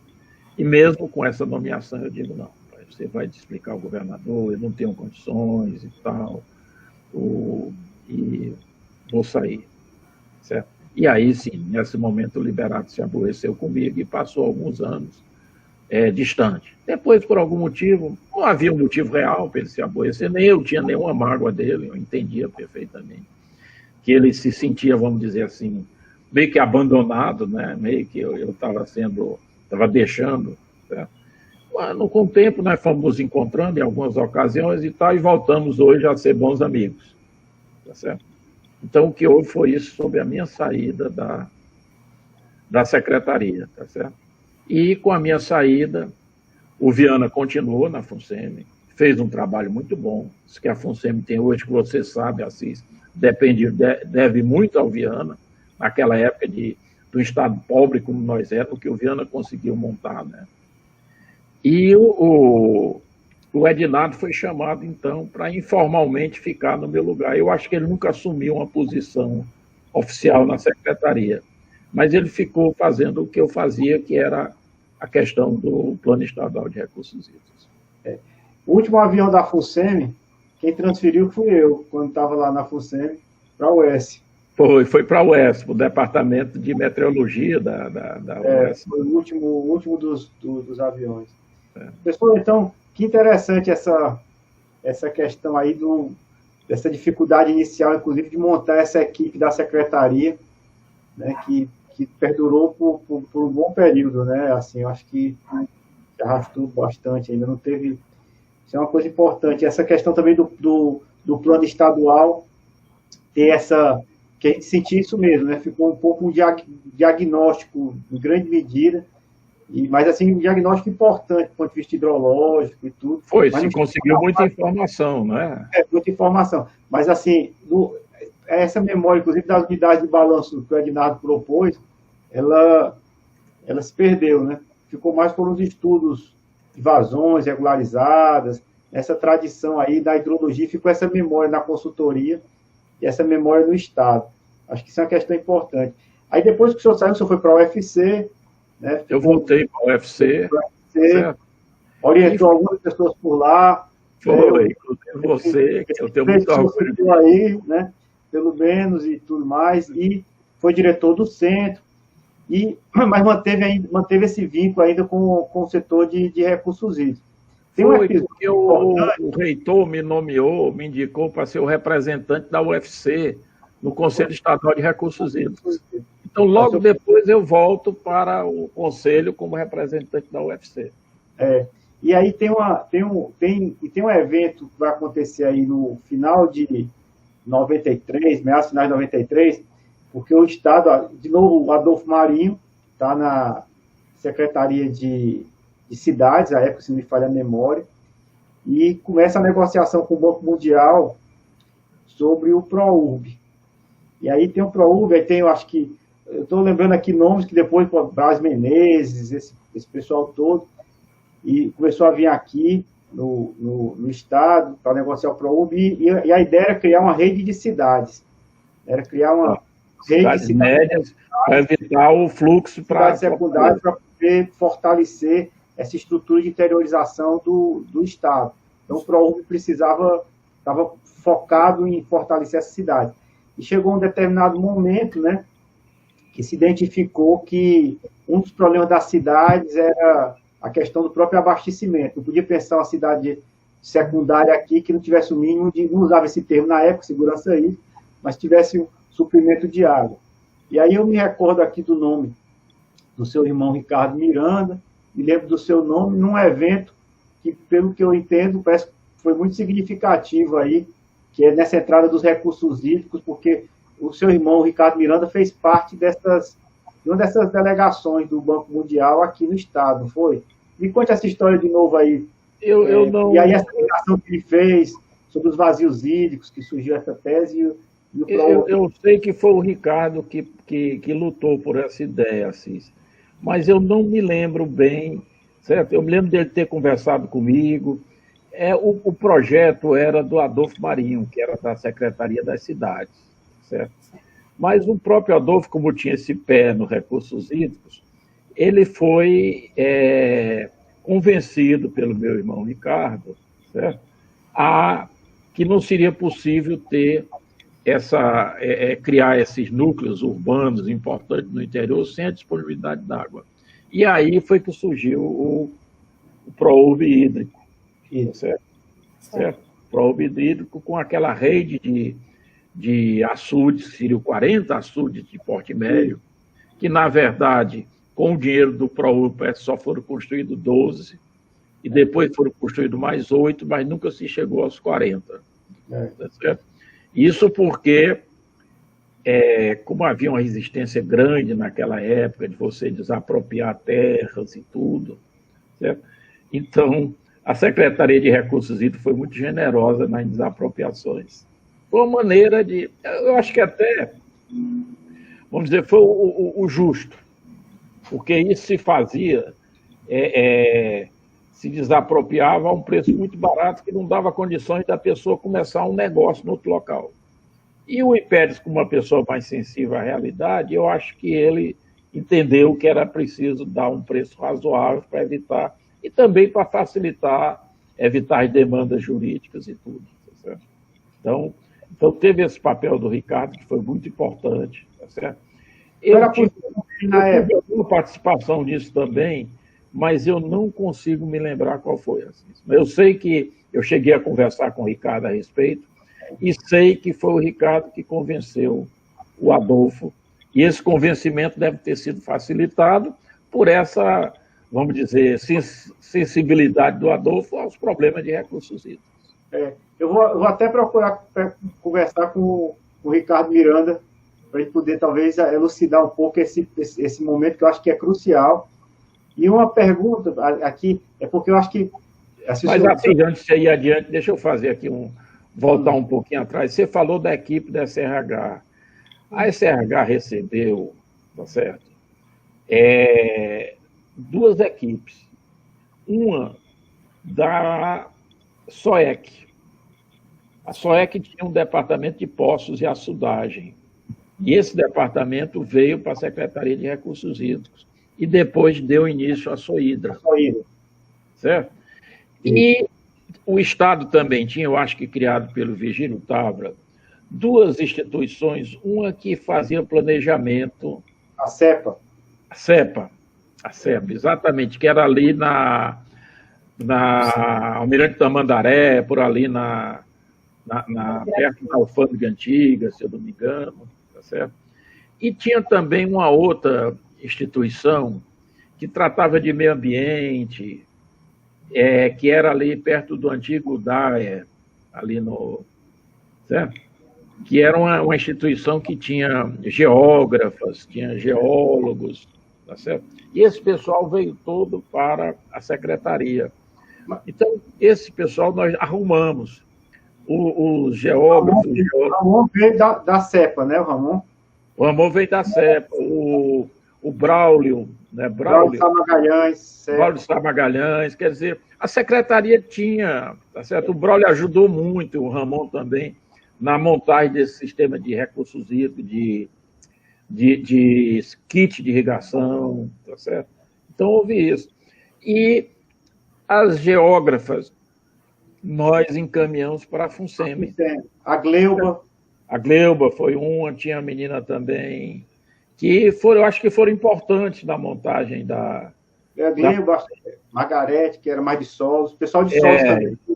Solos e geografia foram para a FUNSEMI, né? Foram para a FUNSEMI. Então, houve aí a CEPA ficou mais na secretaria e o pessoal da SOEC foi mais para a SOIDRA. E aí tem um detalhe. O departamento de estudar da SOEC, que eu tinha prestado serviço, porque eu cheguei a fazer alguns projetos para eles e fiz algumas supervisões de obra, fazia barragens muito pequenas e de uma forma muito simples, muito simplificada. Eles nem usavam o padrão DENOX. O engenheiro Aguiar, nada, tá certo? O Krieger dele era um Krieger simplificado, era só uma estrutura inclinada, entende? Com adoçamento na entrada e na saída, certo? Quer dizer, nem um padrão DENOX que estava manualizado, eles não faziam. Nós tínhamos lá um técnico chamado Sampaio, que era uma pessoa do nível de inteligência, e ele fazia aqueles projetos e dava certo, entende? Muito na base do empirismo e tudo. Para você ter uma ideia, a seção do vertedor era definida pela seção máxima do rio. Isso é uma coincidência, seria realmente coincidente, né?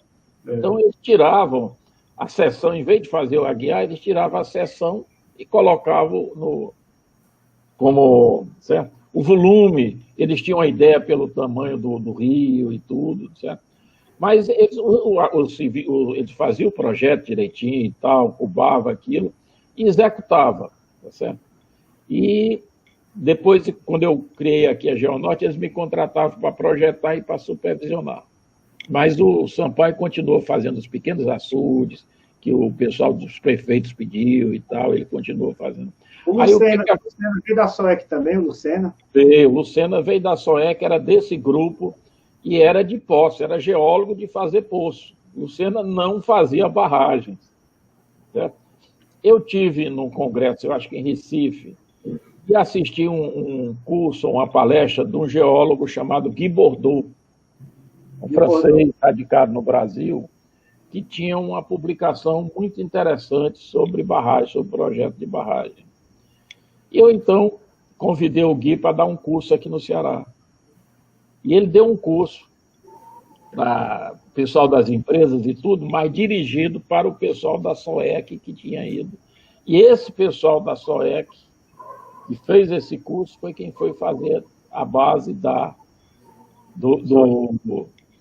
SOIDRA, tá certo? E ainda hoje tem por lá, em vez de quando eu me olho lá na SOIDRA, encontro um daquele tempo ainda, tá certo? Então era só fazer, porque esse pessoal foi importante, dá a impressão que nós criamos a Secretaria do Zero, não é verdade, nós tivemos esse respaldo, esses três órgãos, da CEPA, da SOEC, e esse outro que era uma espécie do IBGE cearense. Que deu origem, foi para uma parte para a FUNSEMI e outra parte deu origem à SEMAS. Exatamente.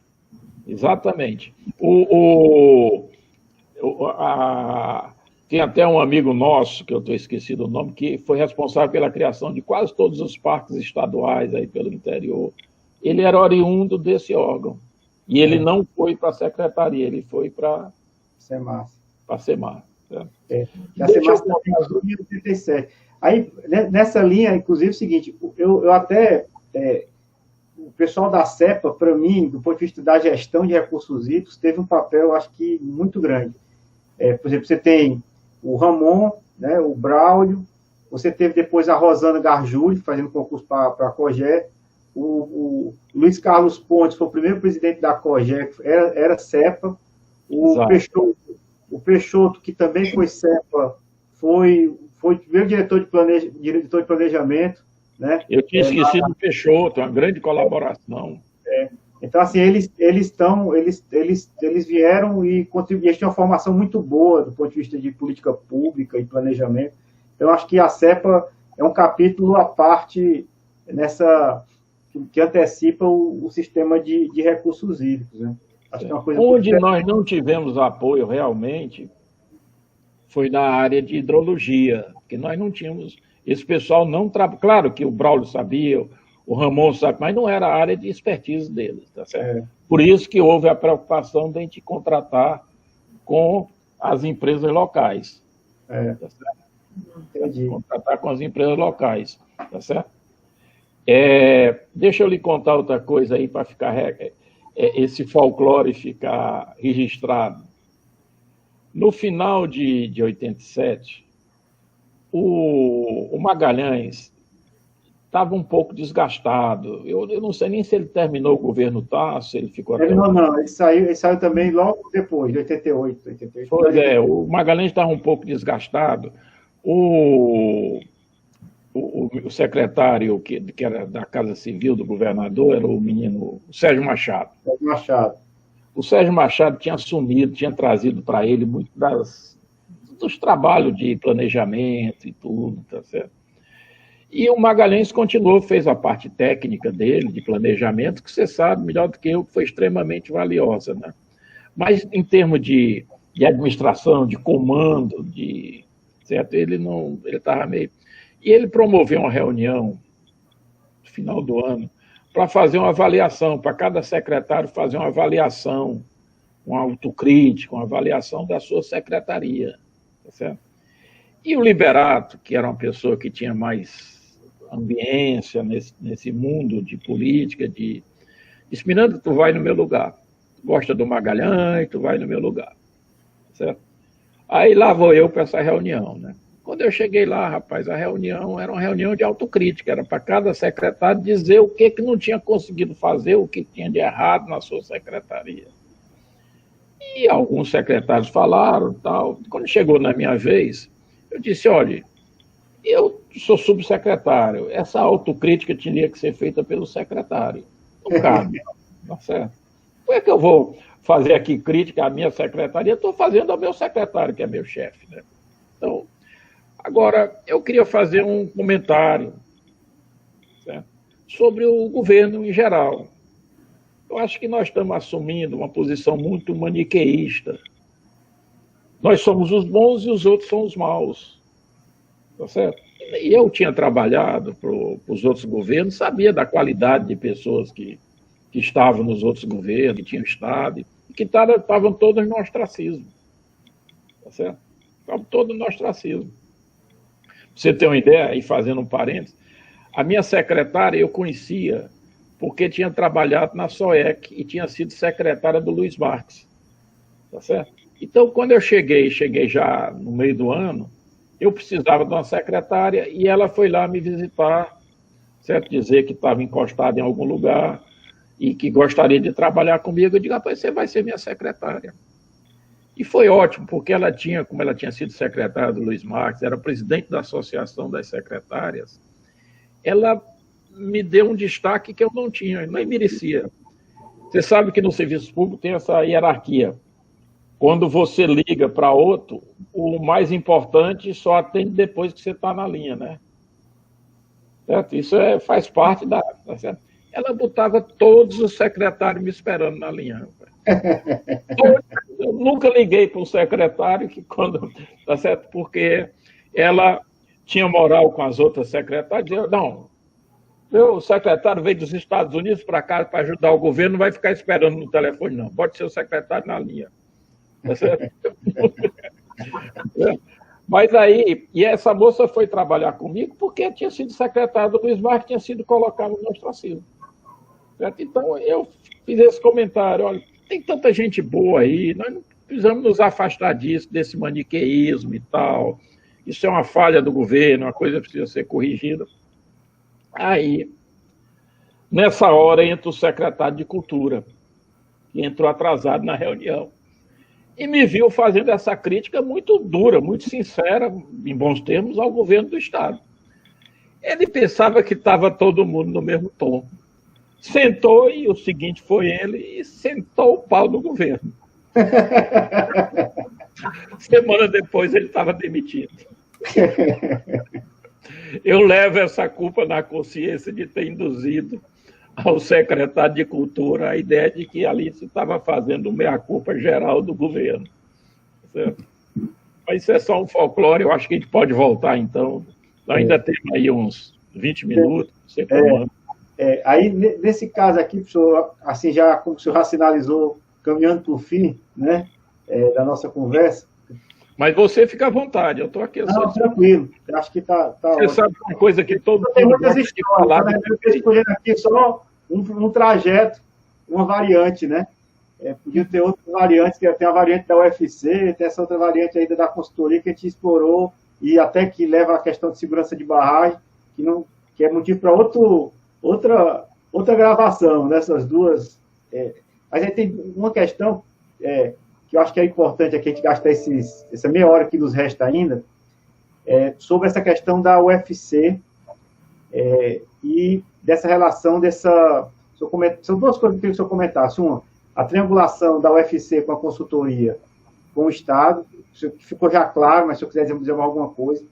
E o outro, que aí resgatando talvez uma memória mais longa do processo, é o próprio departamento de engenharia hidráulica e ambiental, hoje, né, esse nome agora, né, antigo departamento de engenharia hidráulica, eu me recordo que é DC3, eu acho, eu não sei qual era o nome lá no início, lá que o senhor pode lembrar depois qual era o nome que ele tinha, e a ligação com o DENOX, e talvez um pouco da memória e desse sistema instalado se deve talvez essa relação também com o DENOX, por conta da consultoria. Por exemplo, a Cirac foi viável aqui por conta de obras que o senhor já sinalizou, como o Gurgueia, e outras obras de irrigação que estavam associadas, muitas delas ao DENOX, né, as construções de barragens, etc. Como é que essa questão Estado, consultoria e Estado agora pensando olhando pela UFC e olhando essa linha Estado e olhando a linha DENOX. Como é que ficou a universidade nisso? Primeiro, nós tínhamos os professores do DENOX, né, que era o Vieira, o Gouveia, o menino, eu lembro já o nome dele, tinha o diretor-geral do DENOX, que era nosso professor também, o nome está me falhando, eu tenho todos esses nomes na memória, mas... Né? Inclusive, é uma das coisas que eu lembro, assim, como a escola de engenharia era diferente. Eu fiz uma viagem da escola, no ônibus da escola para Quixadá, e fui sentado no banco ao lado do diretor-geral do DENOX, tá certo? Conversando com ele, quer dizer, qual é o aluno hoje na escola de engenharia que tem acesso, né? Houve certo? O professor Genésio. Professor Genésio, tá certo? O Amauri, tá certo? Como nós tínhamos também professores que eram do DNR, na área de estrada, né? Mas o DENOX colaborou com esse grupo de professores, tá certo? E aí vem um detalhe, quando nós abrimos o curso de especialização em recursos hídricos, hidrologia e recursos hídricos, que começou com uma especialização, veio o pessoal do IPH, lá de Porto Alegre, das primeiras disciplinas, depois transformou no curso de mestrado, aí já com o trabalho do Walter e do Suetônio, criando esse curso, certo? Surgiu uma coisa interessante. Nós começamos a ter, na área de consultoria, técnicos mais capacitados em áreas específicas. O que nós tínhamos antes, que eu sou ainda um remanescente disso, era, vamos dizer, o barragista. O barragista fazia tudo. Dimensionava concreto, dimensionava a parte geotécnica, a parte hidráulica, a parte de recursos e de hidrologia, tá certo? Mas com os cursos de mestrado começando a acontecer no Brasil, começou a aparecer aqui aquele especialista. Então, esse pessoal, os professores que estavam na universidade, começaram a ser chamados para prestar serviço às empresas. Então, você tem aí essa primeira grupo de professores antigos que não prestavam essa consultoria, porque eram professores já conceituados e já estabelecidos na vida, mas começaram a chegar esses professores novos, tá certo? E aí tem um detalhe interessante que eu acho que é bom de chamar a atenção. Quando houve a reforma universitária em 68, nós tínhamos um grupo grande de geólogos na universidade. E foi criado o departamento de geologia. Mas esses geólogos eram ligados à engenharia. Tá certo? E eles disseram, não, nós não vamos para geologia, não, que era um departamento sem prestígio e tudo. Nós vamos ficar no curso, no Centro de Tecnologia, que é a escola de engenharia. e foram colocados no nosso departamento. Tá certo? É o menino que eu já falei, o Amauri, o menino, o alemão, o Otto Gerhard, tá certo? Tinha mais um. Então, nós recebemos no departamento uns 3 ou 4, se eu não me engano, eram 4. Depois, se eu puxar pela memória, eu vou me lembrar. 4 professores de geologia ou de laboratório que vieram para o nosso departamento. E nessa época eu já era professor e já estava puxando a questão da geotecnia e tal, mas eu tive uma consciência de que nós não teríamos condições de ter um grupo forte de geotecnia e hidrologia ao mesmo tempo. Hidrologia já tinha partido na frente com o trabalho do Suetônio e do Walter, e com o Vieira e com os professores do Denox que estavam lá. Certo? Então, eu abri mão de todas essas vagas, certo? Para recursos hídricos. Todo esse pessoal foi. A minha ideia na época era o seguinte: Recife tinha um bom núcleo de mecânica do solo, de geotecnia. Então, eu passei a fazer parte desse grupo. Eu me sentia como se fosse do grupo do Nordeste. E eles me prestigiavam, me convidavam e tudo, tá certo? Eu dizia, não, nós vamos fazer aqui no Nordeste um grupo forte de geotecnia em Recife e um grupo forte de recursos hídricos e hidrologia no Ceará. Então, essa ideia foi boa porque permitiu que todos os professores fossem entrando na área de hidrologia e recursos hídricos, que fortaleceu muito o departamento nesse setor. Também o pessoal soube reconhecer depois. Você vê que nos últimos 10 anos, eles meio que devolveram essas vagas e nós estamos hoje formando um bom grupo de geotecnia. Tá certo? E eu participei dos concursos e ajudei e tudo. Eu acho que houve uma... Tá? Então, o que eu gostaria de chamar a atenção é isso, é que a presença desses técnicos mais especializados, que o hidrólogo, o hidráulico, o certo geotécnico, completava o conhecimento das instituições que geralmente tinham pessoas no nível, tipo o Cornélio Diógenes, era um coordenador, o Pardayan, tá certo? Era um coordenador, o Sila, certo? Eles tinham aquele conhecimento geral, mas para enfrentar os novos desafios de projetos mais elaborados e tal, mais exigentes, eles foram indo buscar na universidade esse complemento, certo? Então foi muito bom essa fase, que essas empresas se fortaleceram pela presença dos professores e deram aos professores uma experiência prática. E isso é que eu acho que é um ponto importante, tá certo? E depois, com a redução dos trabalhos do Denox, o Estado cresceu, se fortaleceu, vieram as obras estaduais, onde essas consultorias se dedicaram. E floresceram até pouco tempo atrás, até 5 anos atrás, quando nessa crise monstruosa que nós passamos, elas foram vamos dizer, se esvaziando, né? Primeiro a CIRAC fechou, depois todas as outras foram sofrendo um processo de esvaziamento. Hoje, basicamente, em atuação tem a KL e a EGSoft. Pessoal, assim, só nesses últimos minutos aqui, uma passada rápida nesse período que o senhor teve na CAGES, né? De 99 a 2001, acho que teve uma ação importante, porque eu acho que o Ceará, nesse período todo, a partir da secretaria, depois de 93 com a COGÉ, criou um sistema de recursos hídricos para administrar essas águas dos reservatórios, esses conflitos de uso da água entre irrigação, abastecimento, né, tomar de conta da água do território. Acho que tem tido até um bom sucesso em torno disso.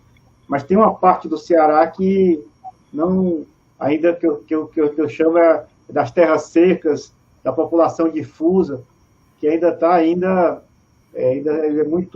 tem um nível de segurança hídrica muito baixo, né? Tem uma insegurança hídrica elevada, que essas são as populações rurais difusas.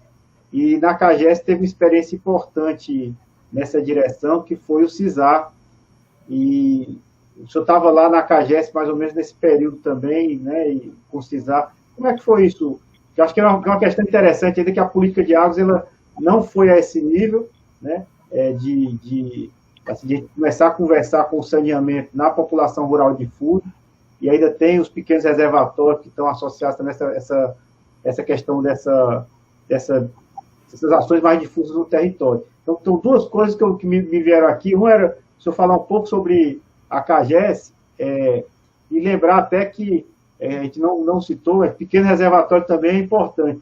Eu me lembro que em 94, você e Rogério Menescal estávamos subindo a Serra de Guaramiranga por conta do arrombamento de uma barragem de 0,2 hectômetros cúbicos, 200 mil metros cúbicos, 0,2 hectômetros cúbicos, que tinha gerado arrombamentos em cascata lá, tinha morrido 2 pessoas, né?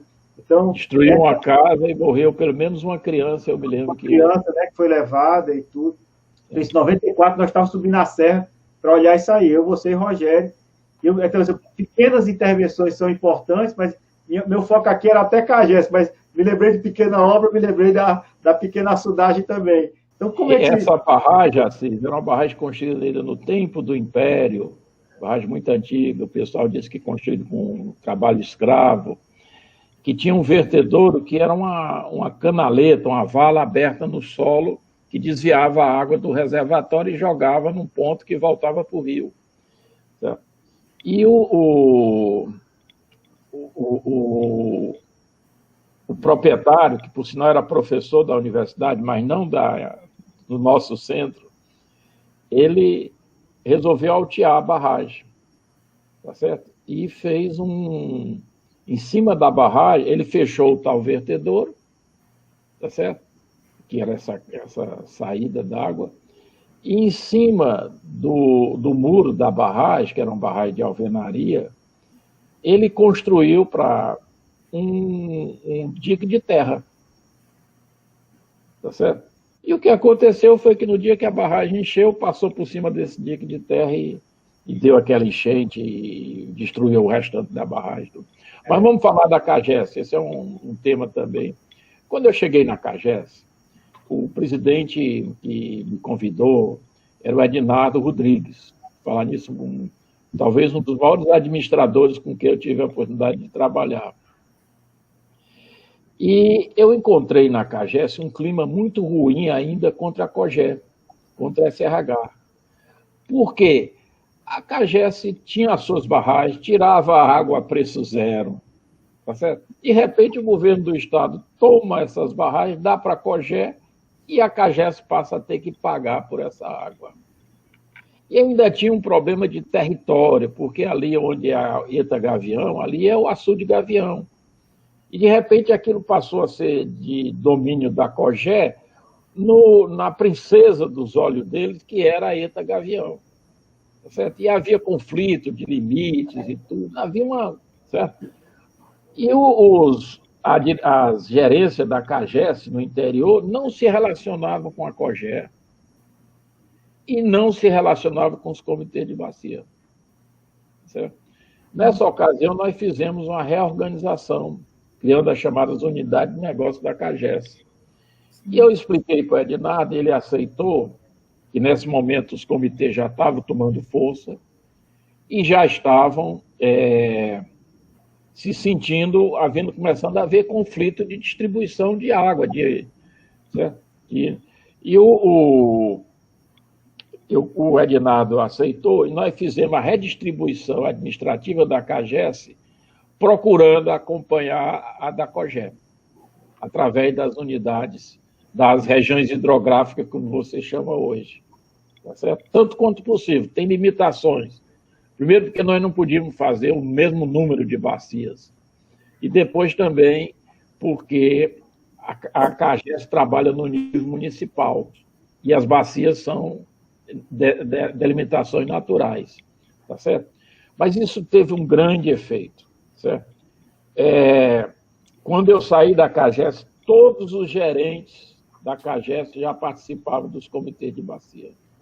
E começou a haver um relacionamento próximo dos gerentes da CAGES com os gerentes da COGÉ. Tá certo? Esse foi um grande ganho, que agora, no planejamento do será 2050, foi a falha mais séria que nós sentimos na administração pública estadual, foi isso. Cada setor do Estado tem a sua delimitação diferente. Então, não existe nenhum relacionamento direto de um gerente de um setor com o outro, porque ele teria que ter esse relacionamento com 4, 5 pessoas, então não acaba tendo com ninguém. Se atuasse na mesma área, saúde, educação, certo? Haveria isso que houve com a CAGES. Tá certo? Aí vem o CISAR. O CISAR só existia em Sobral e era comandado pelo banco alemão KfW. Não. KfW. E eu decidi ampliar o CISAR para o restante do Estado. E os nossos fiscais do banco KfW que vieram aqui, porque eles ainda mantinham lá em Sobral 2 técnicos dele, dando apoio ao CISAR de Sobral. E estavam negociando com o governo do Estado o CISAR do Baixo Jaguaribe. Certo? E eu expliquei para ele que nós íamos criar CISAR no restante do Estado todo. E eles não concordaram. Certo? Eles não concordaram. E eu estava forte nessa discussão, porque eu já tinha uma pessoa muito boa que eu tinha trazido de Crateús, que era gerente de Crateús, para tomar conta dessa parte de saneamento rural, que é o Helder Cortez. Certo? E eu tinha mandado o Helder a Sobral fazer uma inspeção do que estava havendo lá certo? Porque a CAGES de Sobral era brigada com o CISAR de Sobral. Certo? E o Helder foi lá e viu que havia uma desorganização total, uma promiscuidade, do que você possa imaginar entre esses alemães e as pessoas do CISAR. Tá certo? Então, eu tinha elementos, discuti com esses 2 representantes, não os lá de Sobral, os 2 que vieram da Alemanha, de 8 horas até meio-dia na CAGES, tentando convencê-los. Porque eu não precisava deles, não, porque eu ia abrir o CISAR nas outras regiões da CAGES sem precisar deles. Mas qual era meu medo? É que eles rompessem a negociação com o Estado sobre o Baixo Jaguaribe. E eu tentei convencer. Quando chegou 11 horas, eu senti que não ia se resolver, aí pedi licença, fui ao Ednardo e expliquei. O Ednardo disse, Miranda, traga eles aqui antes de ir embora. Quando chegou meio-dia, ele disse, não, nós temos que pegar o avião, vamos para Recife, não sei o quê. Tudo bem, o presidente quer falar com vocês. O Ednardo recebeu eles em pé, não deixou eles sentar, deu um par de grito neles, tá certo? E botou eles para fora e eles foram embora, tá certo? Apavorado com aquela reação certo? Que era meio que um teatrinho, eu já tinha combinado. Certo? E foram para Recife. O contato deles aqui era o menino, o gaúcho, meu amigo, foi depois até diretor, ficou no meu lugar quando eu saí da CAGES. Era meu assistente e ficou como diretor. Mário Fracalossi. Aí eu cheguei em casa às 6 horas da noite, me telefona o Mário Fracalossi. Professor, os alemães estão voltando, não foram para a Alemanha, não. Eles estão voltando, vão chegar às 10 horas e queriam saber se podiam se reunir ainda hoje. Digo, vamos nos reunir. Aí fomos para aquele restaurante sobre o mal, sobre as ondas que tinha na praia de Iracema. Certo? Começamos a nossa reunião lá por volta de 11 horas da noite, às 2 horas da madrugada chegamos num acordo. E eles concordaram e nós estendemos o CISAR para o restante do Estado. E o Helder teve a missão de criar todos esses CISAR, que ele fez com muita dedicação, com muita competência. Eu acho que se não fosse o Helder naquela posição, não teria feito, porque o Helder é uma pessoa dinâmica, que sabe lidar com as pessoas, tá certo? E cada criação do CISAR era uma solenidade bonita. Eu me lembro que eu fui, acho que era em Quixeramobim, ou foi Tauá, na cidade que tinha uns casarões bonitos. Rapaz, ele conseguiu um casarão daqueles, e a solenidade foi tocante, rapaz. Nós ficamos no escuro numa sala, aí entrou uma moça com a vela, e foi acendendo as outras velas, rapaz, e foi clareando o ambiente. Foi uma coisa assim, tocante mesmo, sabe? E com isso nós criamos CISAR em todas as regiões, certo? E agora, nessas peregrinações que eu fiz aí do Ceará 2050, onde eu chegava, estava o CISAR para me receber. Tá certo? O Helder, eu avisava, eu estou indo. chocou. Toda reunião que a gente fazia tinha representante do CISAR. Né? E agora nós temos uma possibilidade, tá certo? Com esse água doce, tá certo? Que ia passar pelo mesmo problema do sistema de abastecimento antes do CISAR, que a ideia era entregar a administração do água doce à comunidade, que foi o que motivou a criação do CISAR, foi isso, porque os primeiros sistemas foram entregues à comunidade e foram destruídos em pouco tempo, ou então se transformaram em propriedade particular. E, como por coincidência, eu sou padrinho da Maria Luísa Fontinelli, que é a representante do Água Doce aqui no Ceará, eu fiz um contato com a Secretaria de Recursos Hídricos, com a CAGES, com o CISAR, com o Helder, fizemos algumas reuniões e a manutenção do Água Doce passou para o CISAR. Tá certo? Então, nisso aí, eu acho que foi uma boa coisa que tende um esforço grande de tentar resolver esse problema que você levantou, que é o abastecimento, a garantia de abastecimento para essas comunidades dispersas no sertão. Certo? O CISAR é a solução para a distribuição de água, e o Água Doce, que dessaliniza a água, resolvendo aquele problema do governador Vigílio Távora lá na década de 70, tá certo? Eu imagino que se juntar recursos do governo federal para instalar os dessalinizadores junto com o CISAR, nós vamos poder distribuir água para todas essas comunidades que ainda hoje têm problema, porque poço escavado todas elas têm. Agora a água é salobra, certo? Não pode ser consumida, ela é distribuída para higiene, para lavagem de panela, de roupa, de tudo, mas não pode ser consumida, tá certo? E a ideia que nós vamos discutir daqui a pouco, se você ainda tiver paciência para tanta conversa, é ver como é que a gente pode fazer um projeto de pesquisa para dar um destino à salmoura dos dessalinizadores do Água Doce, que estão sendo usados para a criação de peixe, para algumas plantas, mas no final aquilo é descarregado na natureza. E aquilo é cumulativo, e vai ser um problema. Então, se a gente pudesse dar um destino à salmoura, aquele resíduo, tá certo? Que eu imaginei podia ser complemento de ração para o gado, somente para a pecuária leiteira, que está tendo um desenvolvimento muito grande no Ceará. Tá certo? E o gado consome o sal e absorve. Então, nós teríamos um destino. Mas, como o Teixeira falou, ele não quer que a gente vá a partir do zero. Ele quer que a gente veja primeiro o que está sendo feito, o que é que já tem de conhecimento aí pelo Brasil. Eu acho interessante que as transições de nossas conversas são muito suaves, né? Acho que tem uma função de suavização, que a gente já está chegando ao fim dessa nossa entrevista, mas eu vou encomendar mais duas, usufruindo do privilégio de nossa amizade. Um é sobre essa questão da política de segurança de barragens, que eu acho que em um determinado momento é importante ouvir o Rogério Menescal. O Rogério é muito importante. E até, em certa medida, não é do Ceará, mas quem sabe até conversar um pouco com o Canário, mas acho que você, Rogério Menescal, o Ernesto Pitombeira, passou também, num determinado momento, sendo seu parceiro na área de hidráulica, na questão de segurança de barragem, quando o Rogério ainda estava no Ministério da Integração Nacional. Acho que esse é um capítulo que vamos ter que resgatar um pouco mais à frente.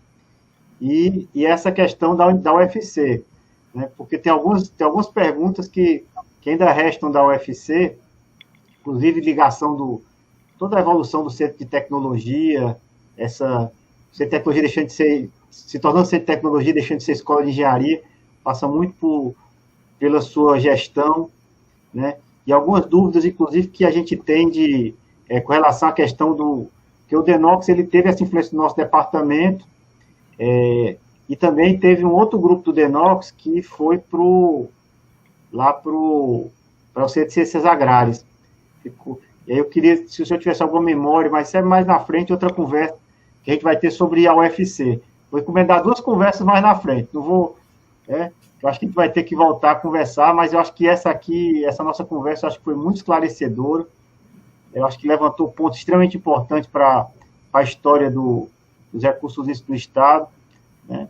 Eu queria agradecer imensamente o senhor ter nos dado essa entrevista. Acho que contribui muito para a memória do sistema de recursos hídricos. Tá certo? Professor Miranda, muito obrigado, viu? Eu que agradeço a você, a Sandra, tá certo? A paciência de ter me ouvido, tá certo? Um privilégio. O tempo vai passando, Assis, a gente vai ficando, a vida vai se tornando muito longa, tá certo? Tá certo? São muitas histórias, muitas lembranças, muitas coisas, mas graças a Deus, por onde eu passei, deixei pessoas como você, amigos, pessoas que têm carinho comigo, tá certo? E que por quem eu tenho muita admiração, porque são geralmente pessoas que brilharam na vida e que estão brilhando nas suas atividades. E só me resta também agradecer, e no que eu puder, se você quiser conversar, ou mesmo, não precisa ser assim uma entrevista, a gente pode sair um dia para almoçar ou jantar e conversar à vontade. É isso, tá certo? Com certeza. Mas eu quero deixar essa memória gravada. Porque, assim, algumas histórias até eu sei, você já me contou, outras eu não sei, aprendi muito hoje também, tinha coisas que eu não tinha essa informação, mas eu acho que eu quero deixar gravado para o futuro, né? A gente tem história, né? Eu acho que se a gente não reconhece a nossa história, a gente não consegue construir um futuro minimamente sustentável. Temos que saber por onde a gente andou, né? Então, essa memória eu acho que é fundamental. Muito obrigado, professor Miranda. Vou encerrando aqui essa nossa. Agradeço a Sandra. Até logo, Sandra. Muito obrigado também. Foi um prazer. Vou agora concluir aqui a nossa gravação e a gente continua um pouco aqui nos bastidores. Ok.